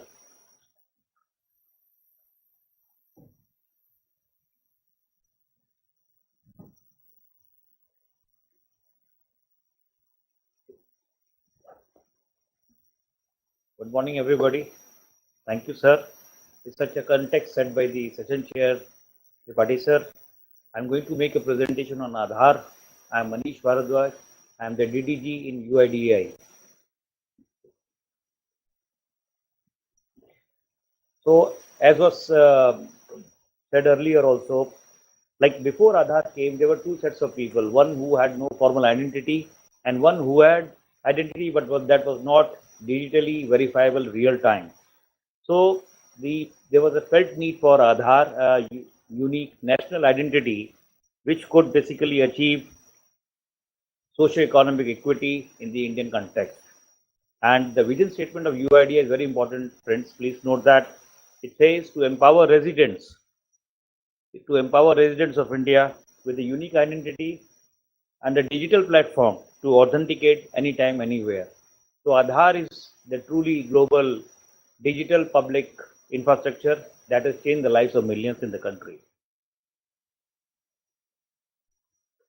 So quickly, the features of Aadhaar, as we all are aware, but I'll reiterate for the context. It's a unique random 12-digit number with no intelligence, no inbuilt capacity to technically profile any resident. So that is the basis of Aadhaar,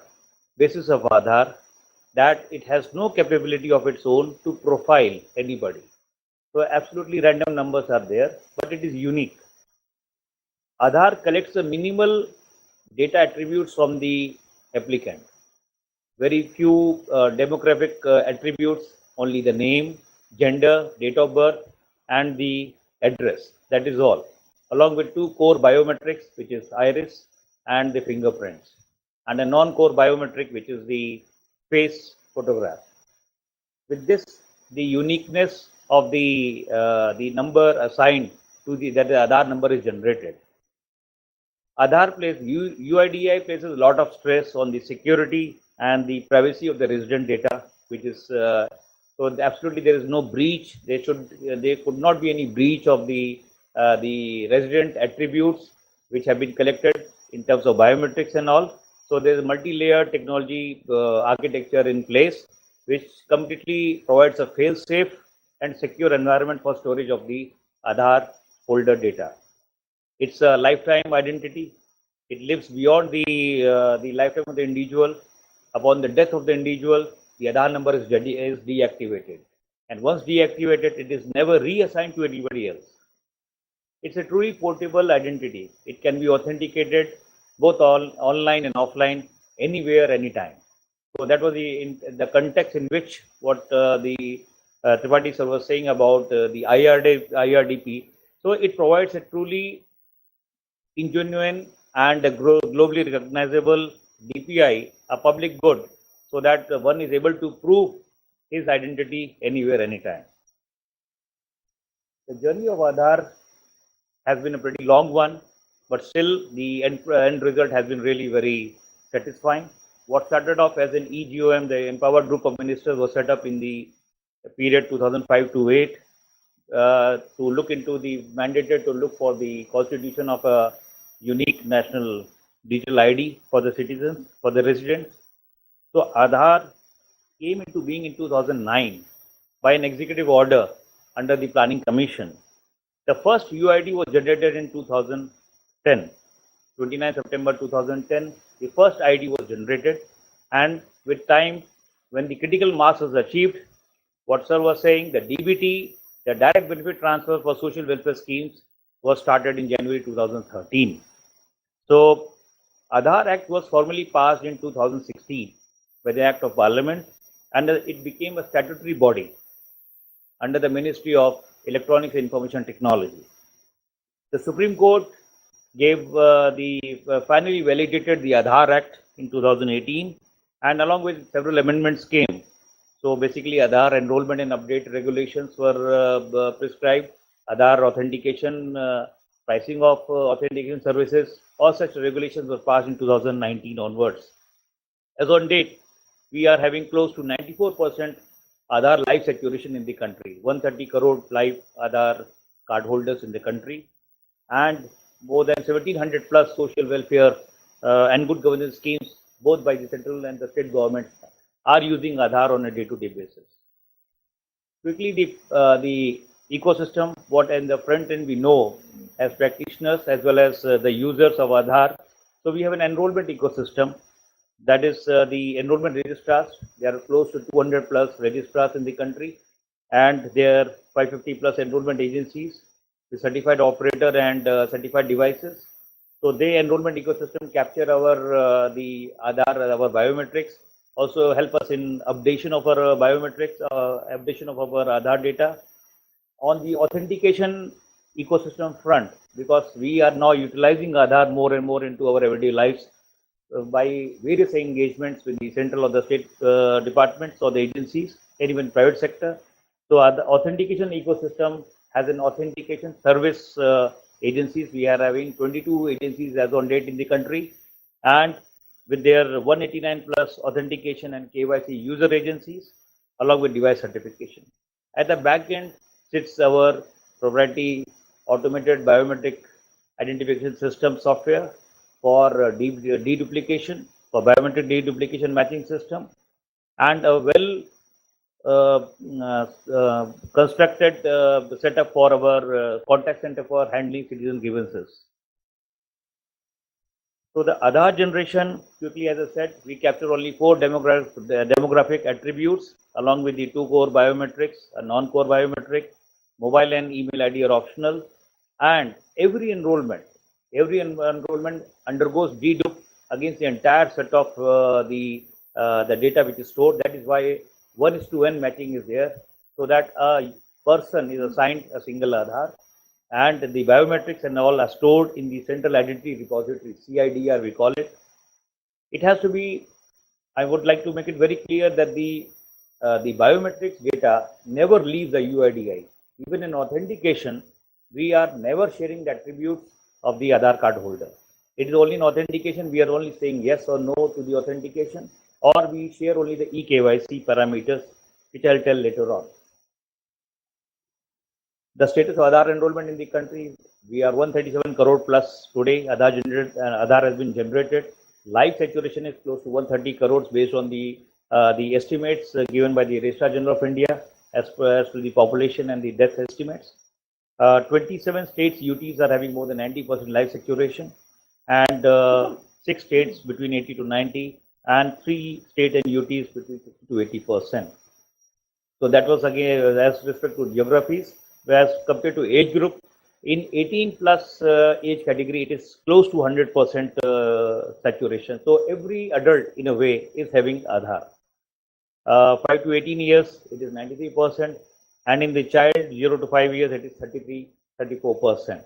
So as you are aware that after 5 years only we collect the biometric of the child and update it at the age of 15. And this is where we are focusing on enrollment.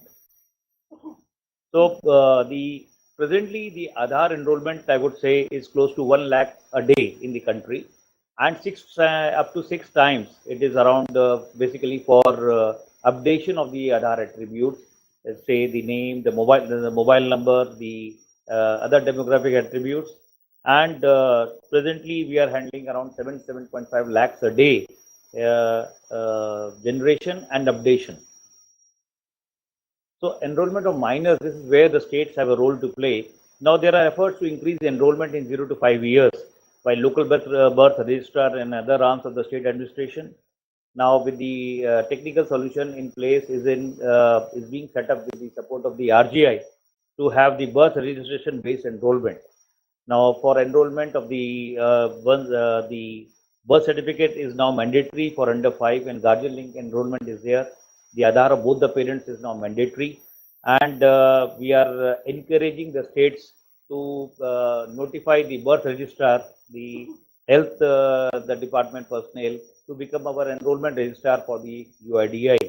And for this, the state also is supported in terms of ICT grant for procuring kits. So we call it Child Enrollment Light Client, CELCs. It's a kit, basically it's a tablet costing just under 20,000 rupees. And for this, the Government of India, the UIDI gives grants to the states. I would also like to exhort the states to utilize the Indian Post Payment Bank, IPPBs. Close to 50,000 IPPB postmen having these tablets basically on their mobile phones, which they are using for child enrollment. So this will be very effective when we undertake the management of our Anganwadis, and we are trying to track the child for malnutrition using the Poshan app. So this is where the states have a role to play now. Now the other part, having generated so much of Aadhaar, what is the use of Aadhaar? What the chairman sir had also rightly said. Now Aadhaar is all all pervasive. So it has entered the entire realm of the central and the state, the schemes, the services, and this is where on a day-to-day basis we require the authentication. So there's an online authentication is there in which you give your Aadhaar number or your virtual ID 16-digit number.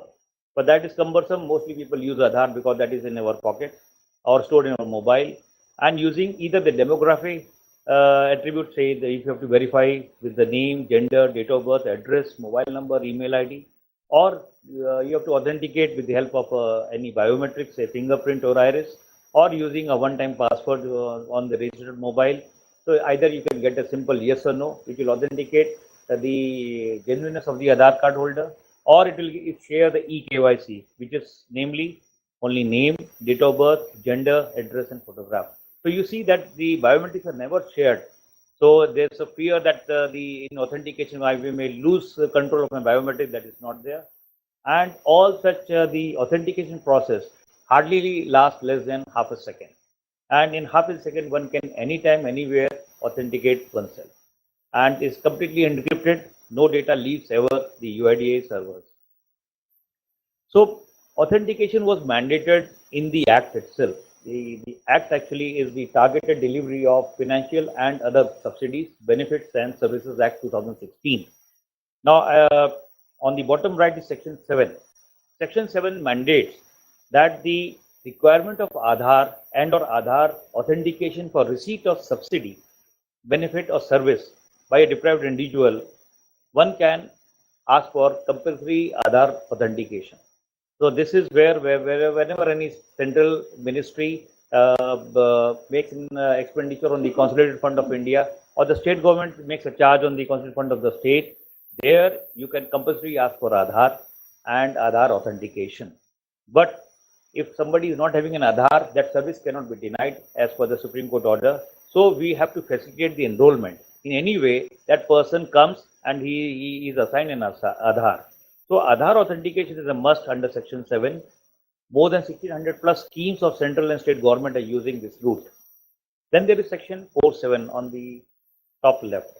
So this is mandatory authentication of an Aadhaar number holder for a service when such authentication is required by a law made by Parliament. So what was remarked earlier about the PAN card for the Social Security benefits under EPFO, ESIC, there it is mandatory for Aadhaar authentication. Now there are two sections which are important for voluntary Aadhaar authentication. Section 44B1, which all the practitioners, the district colleagues, state colleagues must know. Now this is for the voluntary use of Aadhaar for authentication by entities permitted to offer authentication services under the provisions of any other law made by Parliament. So all the 300 odd entities plus entities, regulatory entities, TRAI, SEBI, RBI, EDA, Election Commission of India, they use the voluntary use of Aadhaar for authentication under Section 44B1. And lastly, we have the 44B2, which we call the Good Governance Rules. So there is a voluntary use under Good Governance Rules 2020. We call it the SWIC rules, SWIK, which stand for Social Welfare Innovation Knowledge Rules 2020, which promote the ease of living and enabling better access of services. Here, as on date, 200 plus services of the central and state government are using this route for voluntary Aadhaar authentication. Now this is where, and these numbers are rising, and this is where it was said that Aadhaar is integrated on an regular basis into our everyday lives. These are the various biometric authentication devices, as I said earlier. Now, what is the authentication landscape? As I said earlier, that we are doing around 7.5 lakh enrollments and updations a day. We are doing 7 crore authentications per day today. And we have a capacity to handle 20 crore authentications a day. More than 500 public and private authentication user agencies are utilizing this. All major central and state government department, ministries and departments are using them, all telcos, all major scheduled commercial, cooperative banks and regulated NBFCs. Now this is the flow I have just what I mentioned earlier also, that the user authentication gets done with the UIDAI CIDR repository in less than half a second. And in nowhere the data leaves. And the UIDA CIDR interacts only with 22 ASAs, which we call as authentication service agencies like NIC, Railtel, CDAC. With these AUAs are supposed to interact and authenticate somebody. So that the ecosystem has been created and is fully functional, and 7 crore transactions per day and ever increasing. So this is a big breakup. The bulk goes in the biometric capture. 75% is in biometric authentication, followed by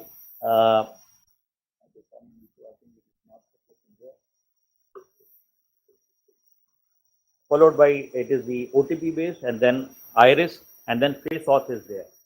So demographic is 14%, 10% is OTP, followed by biometric iris, and then face. And the major users are the AEPS, which we have the banking for the Aadhaar enabled payment system, and then followed by PDS 20%, telco 6%, and Manrega 2%. This on a daily basis. This was leading user. We have just tried to identify the leading users on a day-to-day basis. Now, as I mentioned earlier, what in the previous presentation, in the pensions, it was mentioned the face authentication is a new thing which is being promoted heavily. Right now, it is around 80 lakh transactions a month, but it is going to increase. We started in October 2021. So the Jeevan Praman, the NIC based, the Aadhaar enabled biometric attendance system is there for the NHA, for the NTA, PM Kisan. So many 53 entities are presently onboarded, and this will increase. We are basically in advanced stage of enablement for Manrega, GSTN, DigiLocker, and National Scholarship Portal. So in coming days, you will find this the face authentication is the way to go ahead, because this is a simple app on the mobile and which will help in authentication. 340 plus central government schemes are under Section 7. I said this is a breakup here. 1270 plus under from the various state governments are there. 144 state government proposals have been approved under good governance rules, and 56 central government proposals are under good governance. The Section 7 schemes which are mandatory Aadhaar authentication, that is DBT. So you can see that the states, so Karnataka is leading by 340, Tamil Nadu 140, Rajasthan has done well 117, Gujarat 93, and so on. State-wise distribution of Section 4 good governance, you can see again Karnataka leading 20, and this is ever increasing. Madhya Pradesh is 16, and followed by Andhra 11 and Maharashtra 11 services.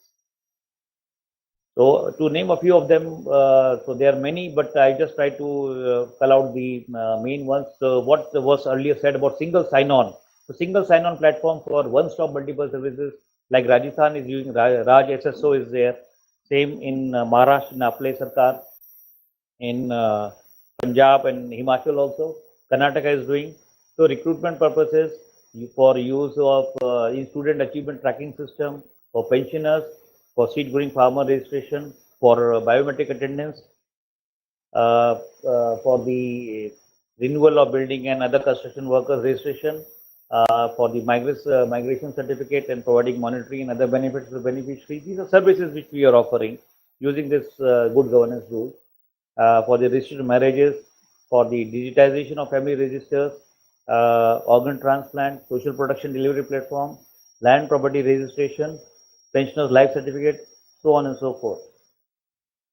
There's another way of also for offline verification, in which we have a digitally signed secure QR code given on the Aadhaar letter, or the e-Aadhaar PVC card, or the m-Aadhaar mobile app.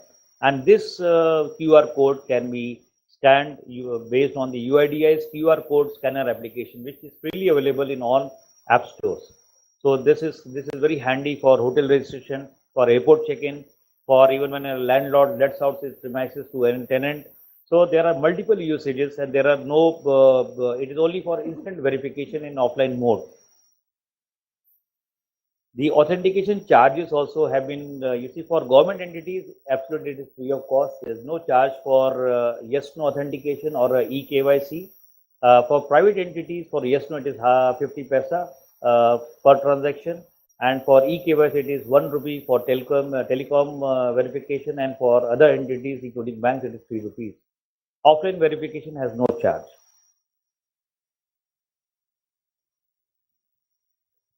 So as I said, for authentication and all, we have the well-defined process of enrollment of user agencies. As I said, in the authentication landscape, there are around 189 AUAs and KYC UAs in the country, and their sub AUAs are there. So this is where the states should pitch in. Many states have taken the lead. Rajasthan has also I think the Department of IT is the major AUA in the state today. So the takeaway from this session should be like how to build a robust enrollment and authentication ecosystem, and wherein the role of state governments will come in very handy. There is a unique ID implementation committee at the state level, and district level Aadhaar monitoring committee under the chairmanship of the district collectors are in place. So they are a robust platform for basically seeing the penetration of the Aadhaar enrollment and the updation in their respective areas. We are encouraging that greater usage of Aadhaar in welfare delivery and e-governance schemes must be there. So presently we are having around 1700 plus schemes, and this number should increase. We must ensure universal seeding and authentication of Aadhaar in schemes. That is mandating biometric authentication, both in onboarding when we start off the scheme and also during the usage also to the extent possible. In fact, we can even go in for having multi-factor authentication to prevent any, loophole arising into the system. So that is also there. So as in we make the authentication process every transaction, that will really help us in giving the benefits to the entitled person. Nobody is drawing more than that, and there are no fake transactions taking place. So that can be encouraged. We should encourage the residents to keep the Aadhaar and their documents updated all the time. That is very essential since everything is going to be interlinked. The encouraged seeding of Aadhaar and states' birth and death registers also is there. So this is this would be a very good chart, particularly for the 0 to 5 year enrollment. And the enrollment and the authentication agencies sit in the state only for the state. So there the state administration also must engage with them so to bring out more robustness in the enrollment and the authentication ecosystem operators. If we look at the numbers which we have achieved critical mass, say 95% today, all the PDS are linked with Aadhaar. So they are drawing ration based on the Aadhaar authentication across the country. 91% DBT in LPG is linked with Aadhaar. 28 crores is the number as on date. 8.8 crore farmers are receiving the PM Kisan cash support of 6,000 rupees through this Aadhaar linkage. There is 100% authentication, and face authentication has been introduced in that. Farmers receiving subsidized fertilizers. This is 6.7 crores, 100% through Aadhaar linking. For good governance, you see the banking, vehicle registration, health ID, attendance, telecom, life certificate, property registration, etc. All factors have been covered. Regulatory compliances, filing of direct and indirect tax returns, custom duty payments, social security benefits to the workers in organized sector. 1.3 crore MSMEs registered based on Aadhaar. The gig economy, if you see, so 28 crore e-shram cards or social security benefits to informal workers, all are basically taking the benefits of Aadhaar authentication. If we look at the trinity of the JAM trinity, that is Jan Dhan accounts, the Aadhaar and the mobile. So basically for providing leak-proof benefit transfers to the intended beneficiary directly to the beneficiary account using the Aadhaar payment bridge. What started off as in 2013 January, used with 24 schemes in 43 districts today, is as on by August 2023, it covers over 1600 plus state and central schemes. 50 crore Pradhan Mantri Jan Dhan accounts have been opened. 10 lakh crore rupees has been disbursed directly to that account using the Aadhaar payment bridge. Over 1170 crore APB transactions have taken place, and estimated amount of 2.7 lakh crore savings has been achieved. So this is the benefit of the scale, which the population scale data which has been provided by Aadhaar authentication, by Aadhaar account and mobile. The other aspect of Aadhaar, how it impacts in a day-to-day life, is the Aadhaar enabled payment system, APS transactions for secure doorstep banking.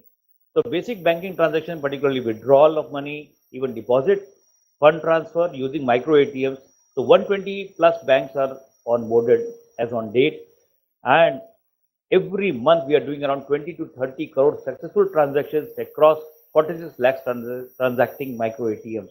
Our micro ATMs universe is around 55 lakhs, and what are active we see as 20-30 crore successful transactions a month. I'll quickly run through the services, digital services for the residents. We basically locking of biometric attributes, the Aadhaar lock for increased security. The features are there, which can be accessed either through My Aadhaar portal or My Aadhaar app or the SMS. And we have an omni-channel grievance management system, which is toll-free number 1947. And different support systems are there. Every day, 50,000 residents self-update their demographic data online. 6 lakhs plus daily updates to Aadhaar centers. So basically, there's a focus on resident centricity. 63,000 Aadhaar service fixed centers are there, including 88 ASKs. District level Aadhaar Seva Kendras are being set up. Now, this is what I was referring to, the IPPB, the Indian Post Payment Bank. 50,000 postmen of the IPPB are onboarded they are authenticated for onboarding for doorstep mobile linking and child enrollment. 100 crore plus mobiles have been linked. Home enrollment policy rollout for on-demand doorstep services in the offering, and the birth registration database, child enrollment in 23 states have been onboarded. So this is where our grievance redressal mechanism is in place. 2 lakh calls a day are received at 1947 on daily basis and very effectively being handled. More than 92% grievances resolved within 7 days. So this is where we stand. The Aadhaar in India stack, what was mentioned, that as for the G20 New Delhi Declaration, so the G20 framework for systems of digital public infrastructure and the creation of global digital public infrastructure repository, GDPIR by India. So this is where Aadhaar will play a stellar role, fundamental role. And based on this, the scale which has been achieved as on date and will further increase is the national digital identity covering 137 crore Aadhaar residents in the country.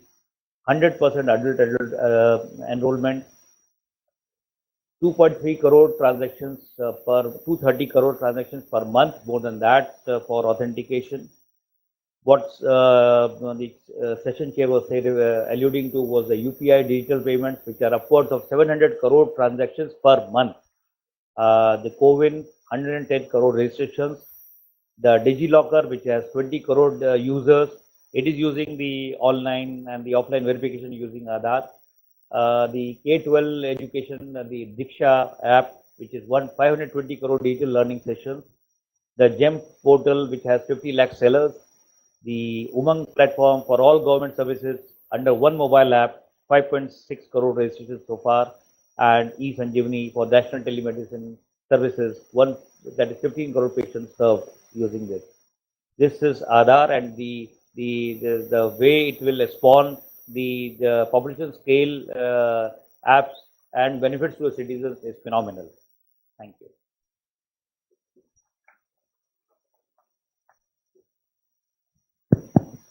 Thank you.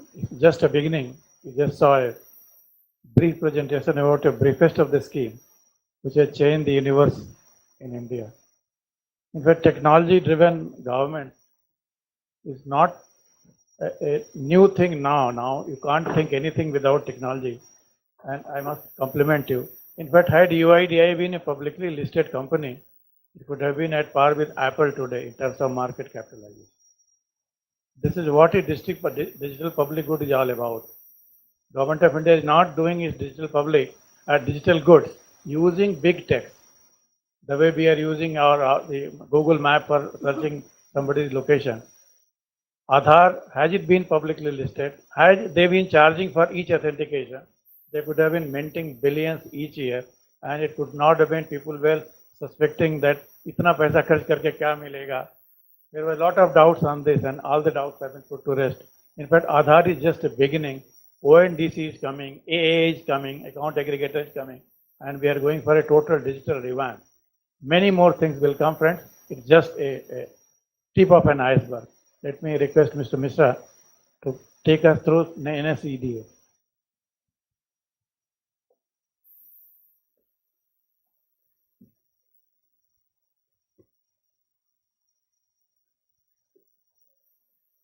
So good afternoon. What a morning! I think a very powerful opening by the chair and equally comprehensive and powerful delivery by Mr. Bharadwaj on Aadhaar. And since this is a session on good governance and also on technology in governance, before I actually formally begin, Nesda, let me just share what I heard in the morning. And I heard about grievance, and I think as district collectors and even as HODs, I think district collector has a formal mechanism for grievance handling, and I think we all are used to, at least the cadre I come from in Tamil Nadu, they have a very robust grievance handling systems in place. So it's not left to individuals decision. It is every Monday collector has to sit in collectorate 10 a.m. till 1 p.m. There's a Monday grievance day. Invariably, there is an agricultural grievance day, for farmers grievance day every month once, and that's usually a second Tuesday or something. There's a mass contact program. So there is a whole structure around grievance, and my experience has been that grievance has actually could be used, and I think I was fortunate enough when I was driving the e-governance of Tamil Nadu. We designed a grievance handling system from scratch, and of course it was integrated with voice, it was integrated with social media, similar to of course what DARPG has done. It's a massive national scale. This was of course state scale, but the day we launched, we were getting about 1 lakh call on the day of launch. Of course, the numbers stabilized much to a much stable number later. But what I'm saying is that this grievance, and when we built in a lot of analytics, and I was hearing data-driven approach this morning when Srinivas sir was speaking, and then I think once you plot all this and get a heat map, it becomes a fundamental tool of policy making in terms of your personal policy making, in terms of your infrastructural policy making. So if you are getting a grievance of electricity, low voltage from a particular place in a district or the state, that obviously means you need to invest more in building substations or transformers or replacing existing old lines. Or if you are getting those grievances about drinking water in another part of the state, then either again it's an infrastructural issue or there is a issue of individual.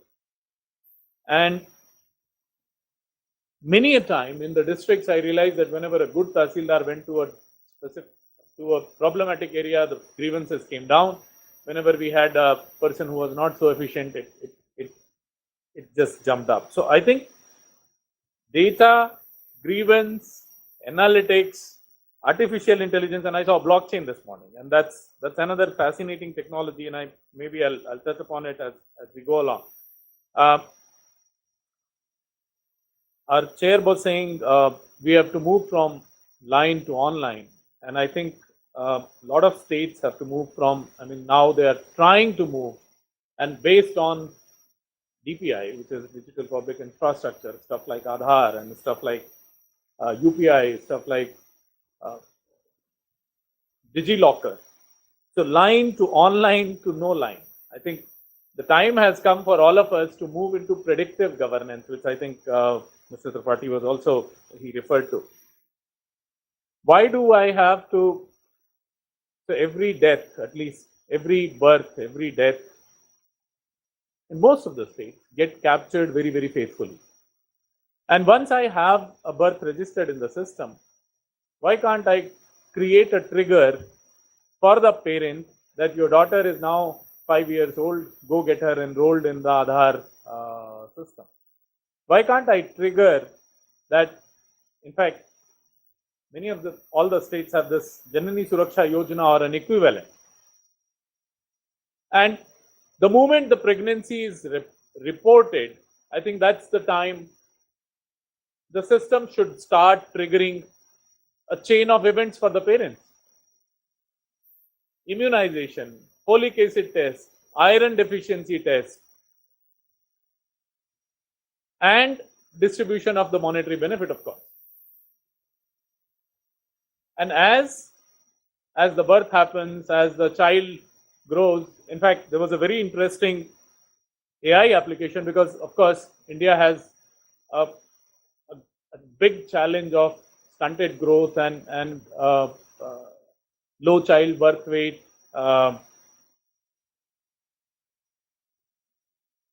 And there was a beautiful application which was done by Vadvani AI Foundation. They could, because what do you do? I mean, the child birth weight, or even in Anganwadi, I mean, beyond birth, when the child gets enrolled into Anganwadi, there's a machine where the weight and the head measurement, circumference measurement, etc. is supposed to be taken. And more often than not, it's a mechanical exercise. The person whoever is responsible just writes a random number or 2.5 kgs or whatever 5 kgs or what's the standard, because either the scale is broken or the person is not really so responsive. So if you click the picture of the child with a trained AI solution, it can tell you what the weight is likely and it can tell you what the head circumference is like. And that could actually revolutionize our interventions. So as I said, the data with technology can actually make an impact so deep that we can't even imagine.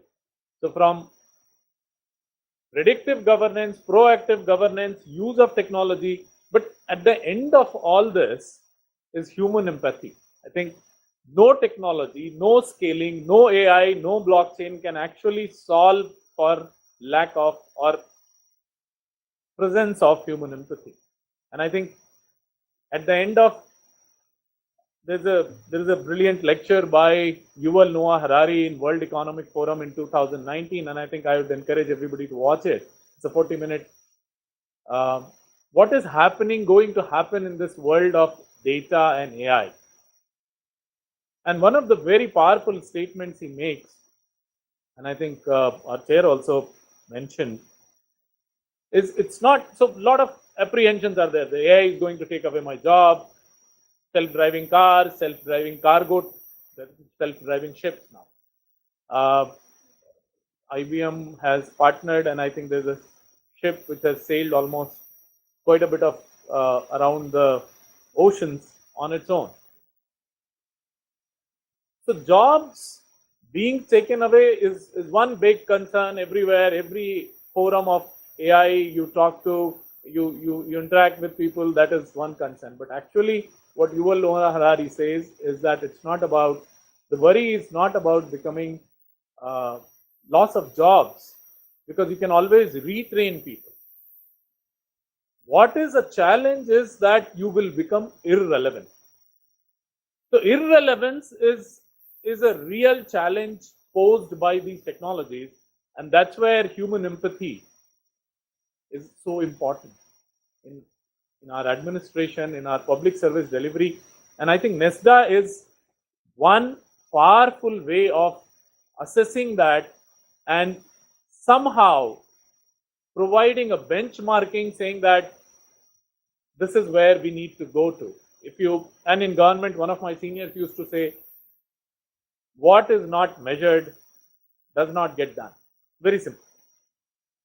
So this is a way for us, and while of course it is done by DARPG, I would like to take this opportunity to tell us that it is for us. I think it is a good tool which we have, which DRPG has created, and we in some way are actually trying to enhance and make it more impactful to measure our performance and say that I was here in 2021 and 2023, this is where I want to be, or 2025, this is where I will be. So there are 3-4 points I'm going to talk about. Is of course how this NESDA came about. There is a UNDSA, that is United Nations Department of Economic and Social.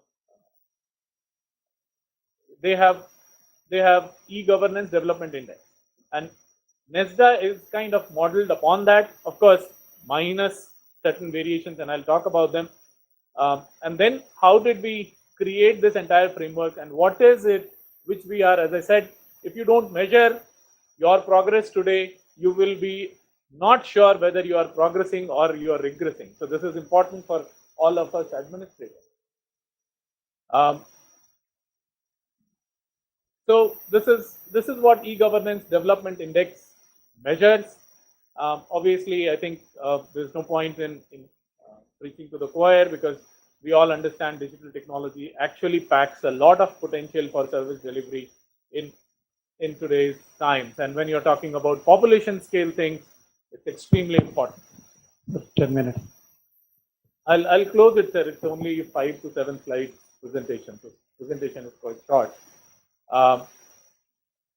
So e-governance development index, which is UNDSA does, they do a survey of every country once in 2 years. They have 3 components. One is called online service index, one is called human capital index, and one is called telecom infrastructure index. And they take average of that, and that is how the ranking of the countries is decided.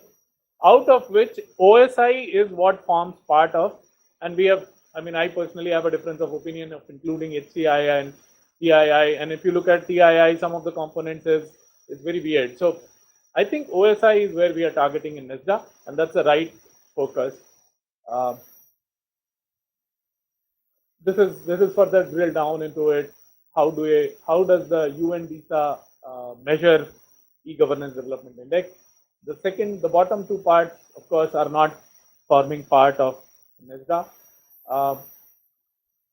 We are looking at OSI component, and OSI component has all this, which is some of the key services. In our case, I'll talk about it in the next slide. And there are assessment parameters and some of the focus sectors.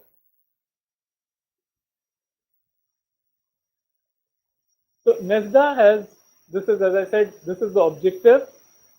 How well are we delivering the services? And as Srinivas sir was mentioning in the morning, it's important to get that feedback. So in fact, NESDA has a component of feedback, and I'll talk about it. So how well we are delivering, what are the good practices, and then also identify where are the areas which we can improve. 2019, 2021, 2 versions of NESDA have come. There has been a long journey. So from 19 to 21 to 23. 23, of course, is a improved and enhanced version of 2021. And as I said, one of the objectives is to actually lot of states and lot of service delivery agencies are doing things right. Unfortunately, because of certain tick boxes which they have to do. So for example, I mean, is your website W3C compliant? Is it friendly for disabled? Does it have a, if you have a color blindness, does your website cater to my needs?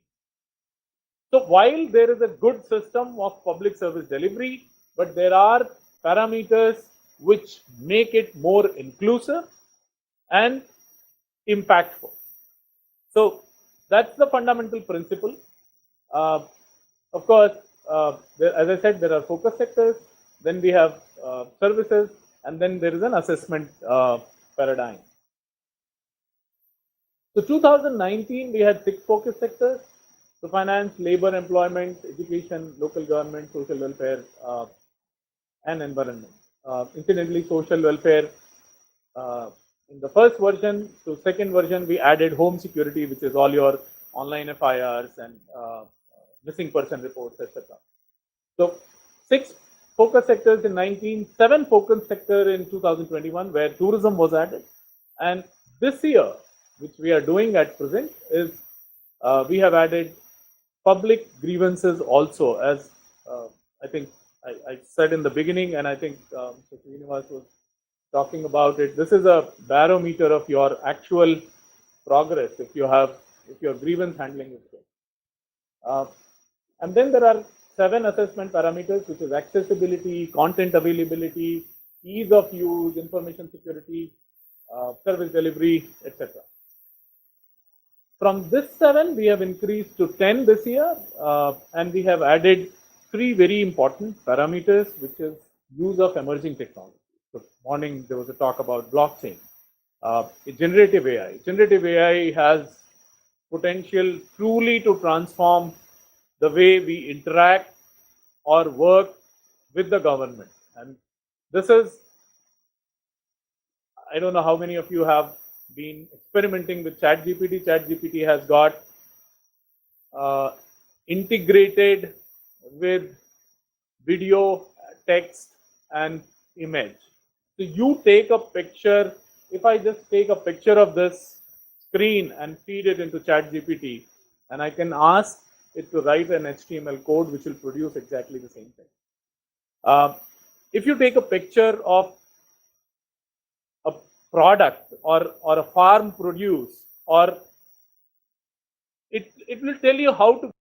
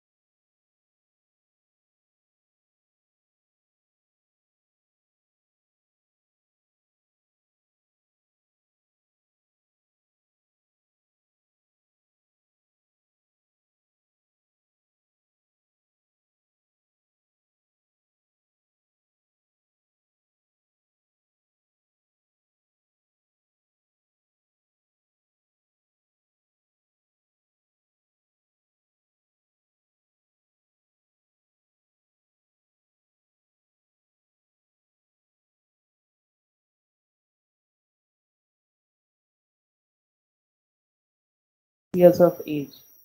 So under the program, we are vaccinating children at birth. Birth dose दी जाती है. The day the child is born, the child is given a hepatitis dose and BCG and a OPV dose. So we have, in line of COVID, we have already developed UWIN, that is Universal Immunization Program, जिसमें भी हम आधार authentication कर रहे हैं और जिसमें हम every child also we are trying that उसकी भी आधार ID at the time of birth बन जाए. So just want to seek your guidance that what progress has been made, because we've been struggling with this for some time and we want that at birth can a Aadhaar be made for a child so that that could be used as we move ahead. So what is, because we've been talking about some Bal Aadhaar or having जैसे आभा ID है तो आभा identity कुछ बन जाए उस तरह से. So how can this be looked into? That's a good question, ma'am. In fact, as I said earlier, that 0 to 5 year age enrollment was saturation close to around 34% in the country, which is very less. Some states like Himachal, Haryana are having more than 50% of the saturation in this age category. So the child enrollment is being promoted. The biometric capture takes place after the age of 5 and at the age of 15 plus. So this is, so between that is 0 to 5 years, the child enrollment is being promoted, and we are asking the birth registrars to basically provide us the data. So they can be enrolled as our birth, that is the enrollment registrars also they can become for us. The system for RGI, who is the national, who is the commissioner for births and deaths in the country, the Registrar General of India is the nodal authority at the national level. So their system, you see, has to be that digital network has to be in place. So which they are actually trying to do. 23 states have been onboarded on this system, and we are now fetching the data of the birth enrollment of the child directly for our enrollment in the Aadhaar. But the birth register certificate has to be issued by the enrollment by the health personnel first, and then we will fetch that data. I will ask my for particularly regarding the UWIN, you said, my technical experts are also here from the UIDI. Dr. Mandeep Lamba or Mr. Manik, can you elaborate more on this? So how we are, they can. हाँ. So but ये हमारे को data आपके यहाँ से ही मिलेगा. The registration, birth registration का data के बाद ही हम पिक्चर में आए. So back to Ratna. So basically, when the system was developed in 2009, it was only operational in a couple of departments, as I mentioned, PMO, DRPV, MIT, NIC, and capture. But 2014 onward, there was a push for deployment of the system in other ministries and departments and couple of states also. But the serious push to use e-office was seen during Corona period. When people started using e-office files to be sent from one ministry to another ministry without going to office. And this was possible by using the web VPN technology. So one can sit at home, become part of government NICNet and send files to another ministry department without sending the paper file. So not only within your own department. So there was no stoppage of work when the lockdown was declared on 23rd March 2020, right? So during the Corona time, e-office was massively used. So next slide, please. And keep moving fast. No, इससे नहीं चलेगा sir, PDF share किया है, right? So enhanced productivity. You could work on your files from anywhere. कहीं से भी आप अपनी फाइल पे काम कर सकते थे और हम सब फाइलों पे काम कर चुके हैं और इस डोमेन पे जितने लोगों ने काम किया है, ये सिस्टम गवर्नमेंट के क्लर्क से लेकर के मैं हाईएस्ट अथॉरिटी तक मिनिस्टर तक जो स्वयं करना चाहते हैं काम, उनकी जरूरतें सिस्टम की अलग अलग हैं और एक ही सिस्टम, एक ही code base across the country implement किया है. यहाँ तक कि गवर्नमेंट ऑफ श्रीलंका में मात्र 3 दिन में ये सिस्टम दिया और चौथे दिन उनके मिनिस्टर अपने कंट्री का डिजिटल सिग्नेचर से एक फाइल साइन करके इसको लॉन्च किया। यानी कि डिस्ट्रिक्ट हो, स्टेट हो, सेंट्रल मिनिस्ट्री डिपार्टमेंट हो, पीएसयू हो, सब जगह एक ही सिस्टम चल रहा है जिसमें कि वो कॉन्फ़िगर करते हैं अपने रिक्वायरमेंट को और वो फाइल भी शेयर कर सकते हैं। Even PSU are sending their files to the parent ministry. तो अगर मैं गिनूं तो 1000 organisation, 31 state, around 400 plus district, यानी 21 स्टेट्स अपने डिस्ट्रिक्ट तक जा चुके हैं ई ऑफिस पे फाइल शेयर करने के लिए। वो सारी central ministries department DRPG monitor करता है उनके कार्य को। तो अगर हम कंप्यूटराइजेशन के एरा की बात करें तो पहले तो था ही नहीं कुछ, तो डेटाबेसेस क्रिएट हो गए। जब डेटाबेसेस क्रिएट हो गए तो सिलोज में क्रिएट हुए, आपस में बातचीत का कोई ताल्लुक ही नहीं था, तो फिर बातचीत कराने के जरिए ढूंढे गए। तो मेरा ऐसा मानना है कि ई ऑफिस जैसे सिस्टम पे किसी पॉइंट इन टाइम पे जब नहीं था तो लोग फाइलों में लीव मांगते थे, लोग फाइलों में एलटीसी की अप्रूवल मांगते थे, फाइल्स में आपका सैंक्शन हुआ करता था। तो क्या किसी पॉइंट इन टाइम पे जब गवर्नमेंट का बिजनेस इतना क्लियर है, चाहे एलटीसी की डोमेन हो, चाहे किसी को मनरेगा के थ्रू पैसा देना हो, तो एक अनस्ट्रक्चर्ड डिसीजन मेकिंग की जरूरत क्या है?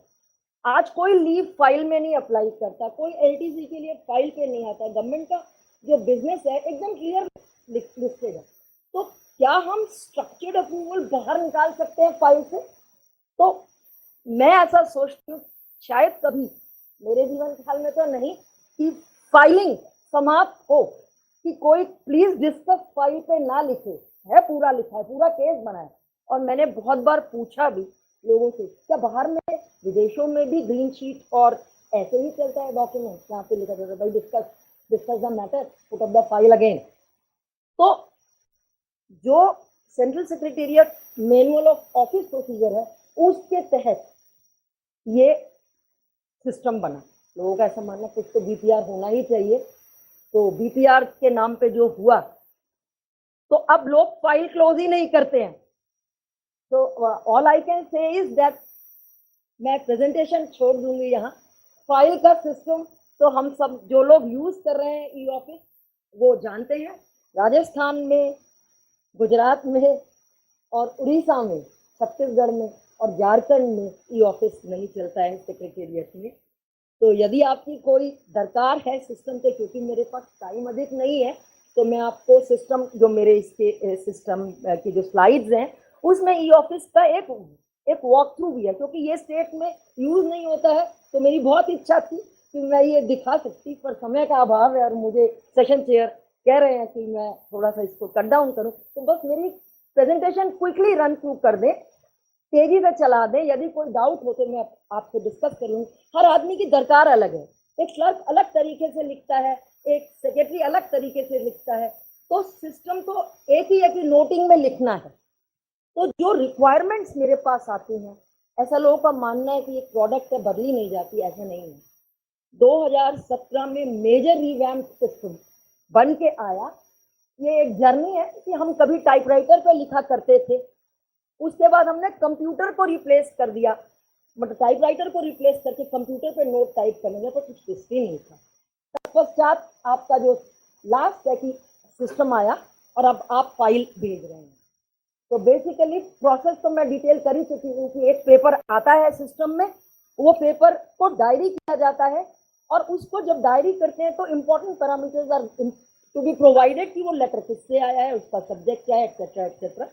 फिर अगर डिसीजन लेना है तो डाल सकते हैं। मेजर रिवैम्प वर्जन 7 में किया गया। DRPG has monitored its deployment across all central ministries and department, और बहुत सारे प्रोसेसेस भी बदले गए। Digital signatures, minutes of meeting में सब लोग साइन कर सके, उस टाइप के प्रोसेस भी लाए गए। लेटेस्ट टेक्नोलॉजी जो आज की है उसके ऊपर ये ऑफिस लाया गया। It is open source technology, कोई लाइसेंस इन्वॉल्व नहीं है। आज की डेट में आप मुंह से बोल करके अपना ग्रीन नोट स्वयं लिख सकते हैं। नोट सेलेक्ट करके उसको हिंदी में ट्रांसलेट कर सकते हैं, क्योंकि मुझको प्रेशर था कि मुझे कंटक सीडैक टेक्नोलॉजी के साथ ट्रांसलेशन करना था। तो 15 सितंबर को लॉन्च हुआ। अभी इसको भाषणी के साथ भी इंटीग्रेट कर देंगे, तो किसी भी भाषा में नोट आप ट्रांसलेट करके ला सकते हैं, लिख सकते हैं। Voice to text already exist करता है, इसके अंदर आप अपना नोटिंग बोल के टाइप कर सकते हैं। ई साइन टेक्नोलॉजी और digital signature are already embedded in it. हम टेक्नोलॉजी पार्टनर्स के साथ भी काम कर रहे हैं। हमने इसकी साथ कुछ और ऑर्गेनाइजेशन को भी सम्मिलित किया ताकि हमारा थोड़ा सा मदद हो सके। रेलटेल और सीएससी के साथ एमओयू किया कि वो ई ऑफिस का होस्टिंग और उसका मैनेज सर्विस प्रोवाइड करें at the same cost as मिक्सी। कोई अंतर नहीं है, आप रेलटेल से जाकर के डिप्लॉय करें, वहां मैनेज सर्विस। तो ये कुछ स्क्रीन है, क्विकली रन थ्रू करें। एक ऐसा सॉफ्टवेयर जिसमें कि फाइल के 4 हिस्से आप अपनी मर्जी से देख सके। पुरानी नोटिंग, अभी लिखने वाली नोटिंग, क्या कॉरेस्पॉन्डेंस लगी थी, क्या ड्राफ्ट आए हैं, उनका अप्रूवल, और आपके सिस्टम से वो लेटर बाहर चला जाए। एक लेटर आया, उसके ऊपर कुछ डिसीजन लिया, और एक लेटर जाएगा बाहर। यही एक जर्नी है। फाइल्स को क्लोज करना, फाइल्स को रिकॉर्ड रूम में भेजना, ये सब process quickly run through. These are the screens. Keep moving. You can see it is localized. आप अपनी भाषा का ई ऑफिस देख सकते हैं, Kannada e office, Tamil e office. Not only you can type in your own language, ये देख सकते हैं। दिस इज हिंदी, आपके पास सामने एक स्क्रीन है। Keep moving quickly. फाइल को क्रिएट करने की प्रोसेस थोड़ा सिंप्लीफाई की है। एक ही स्क्रीन पे 4 चीजों को अपने हिसाब से देख पाना बहुत मुश्किल होता है। कई बार लोगों का कहना, मुझे खाली ग्रीन शीट देखनी है, तो मुझे क्यों कॉरेस्पॉन्डेंस देखी जाए। कुछ लोग कहते हैं बगैर कॉरेस्पॉन्डेंस देखे मैं नहीं काम कर पाऊंगा। तो ये सारी की सारी रिक्वायरमेंट्स, लोगों के फीडबैक हमारे पास आते हैं, जिनको हम एसिमुलेट करते हैं और नए वर्जन लाते हैं। तो आप कॉन्फ़िगर कर सकते हैं। Multiple people signing, it's like minutes of meeting. पहले ड्राफ्ट में एक ही आदमी साइन करता था, यानी एक लेटर बाहर जाना है, अप्रूव हुआ, साइन हुआ और चला गया। तो मिनट्स ऑफ मीटिंग कॉन्सेप्ट ही नहीं था।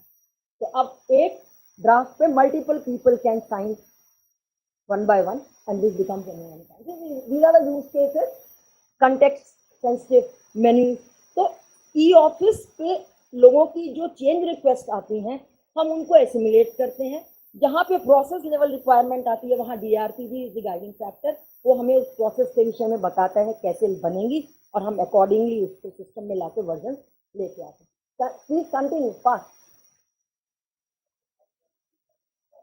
आप देख सकते हैं पुराने वो जो स्टार मार्क करके रेफर करते थे ग्रीन शीट में, पुरानी वो फीचर्स पहले से पैरा रेफर करना एक टेक्नोलॉजिकल चेंजेस भी था। Most important work which I have now taken up is integration with Microsoft. मैं पिछले 2 साल से माइक्रोसॉफ्ट के साथ वार्तालाप कर रही थी कि किसी तरह से तुम भी आ जाओ। लोग मुझसे कहते हैं कि ई ऑफिस का एडिटर एकदम बेकार है, गड्ढा है।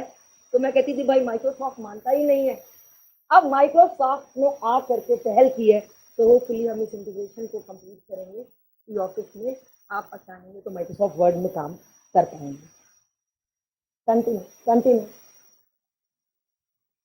बहुत सारे लोगों का कहना था कि फाइल में साइन करते हुए ई साइन में किसी का भी डाल दूं, ओटीपी बेस्ड साइनिंग है।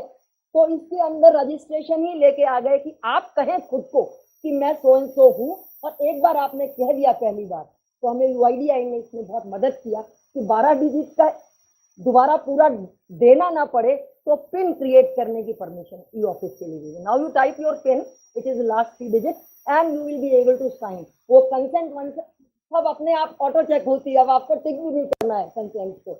तो ये मदद हमें सीडैक और यूआईडीआई से प्राप्त हुई थी। इसका थोड़ा सा तो ईज आसान हो, हर बार ओटीपी डालना पड़ता है, लोगों को बहुत अच्छा नहीं लगता। तो दैट्स इट।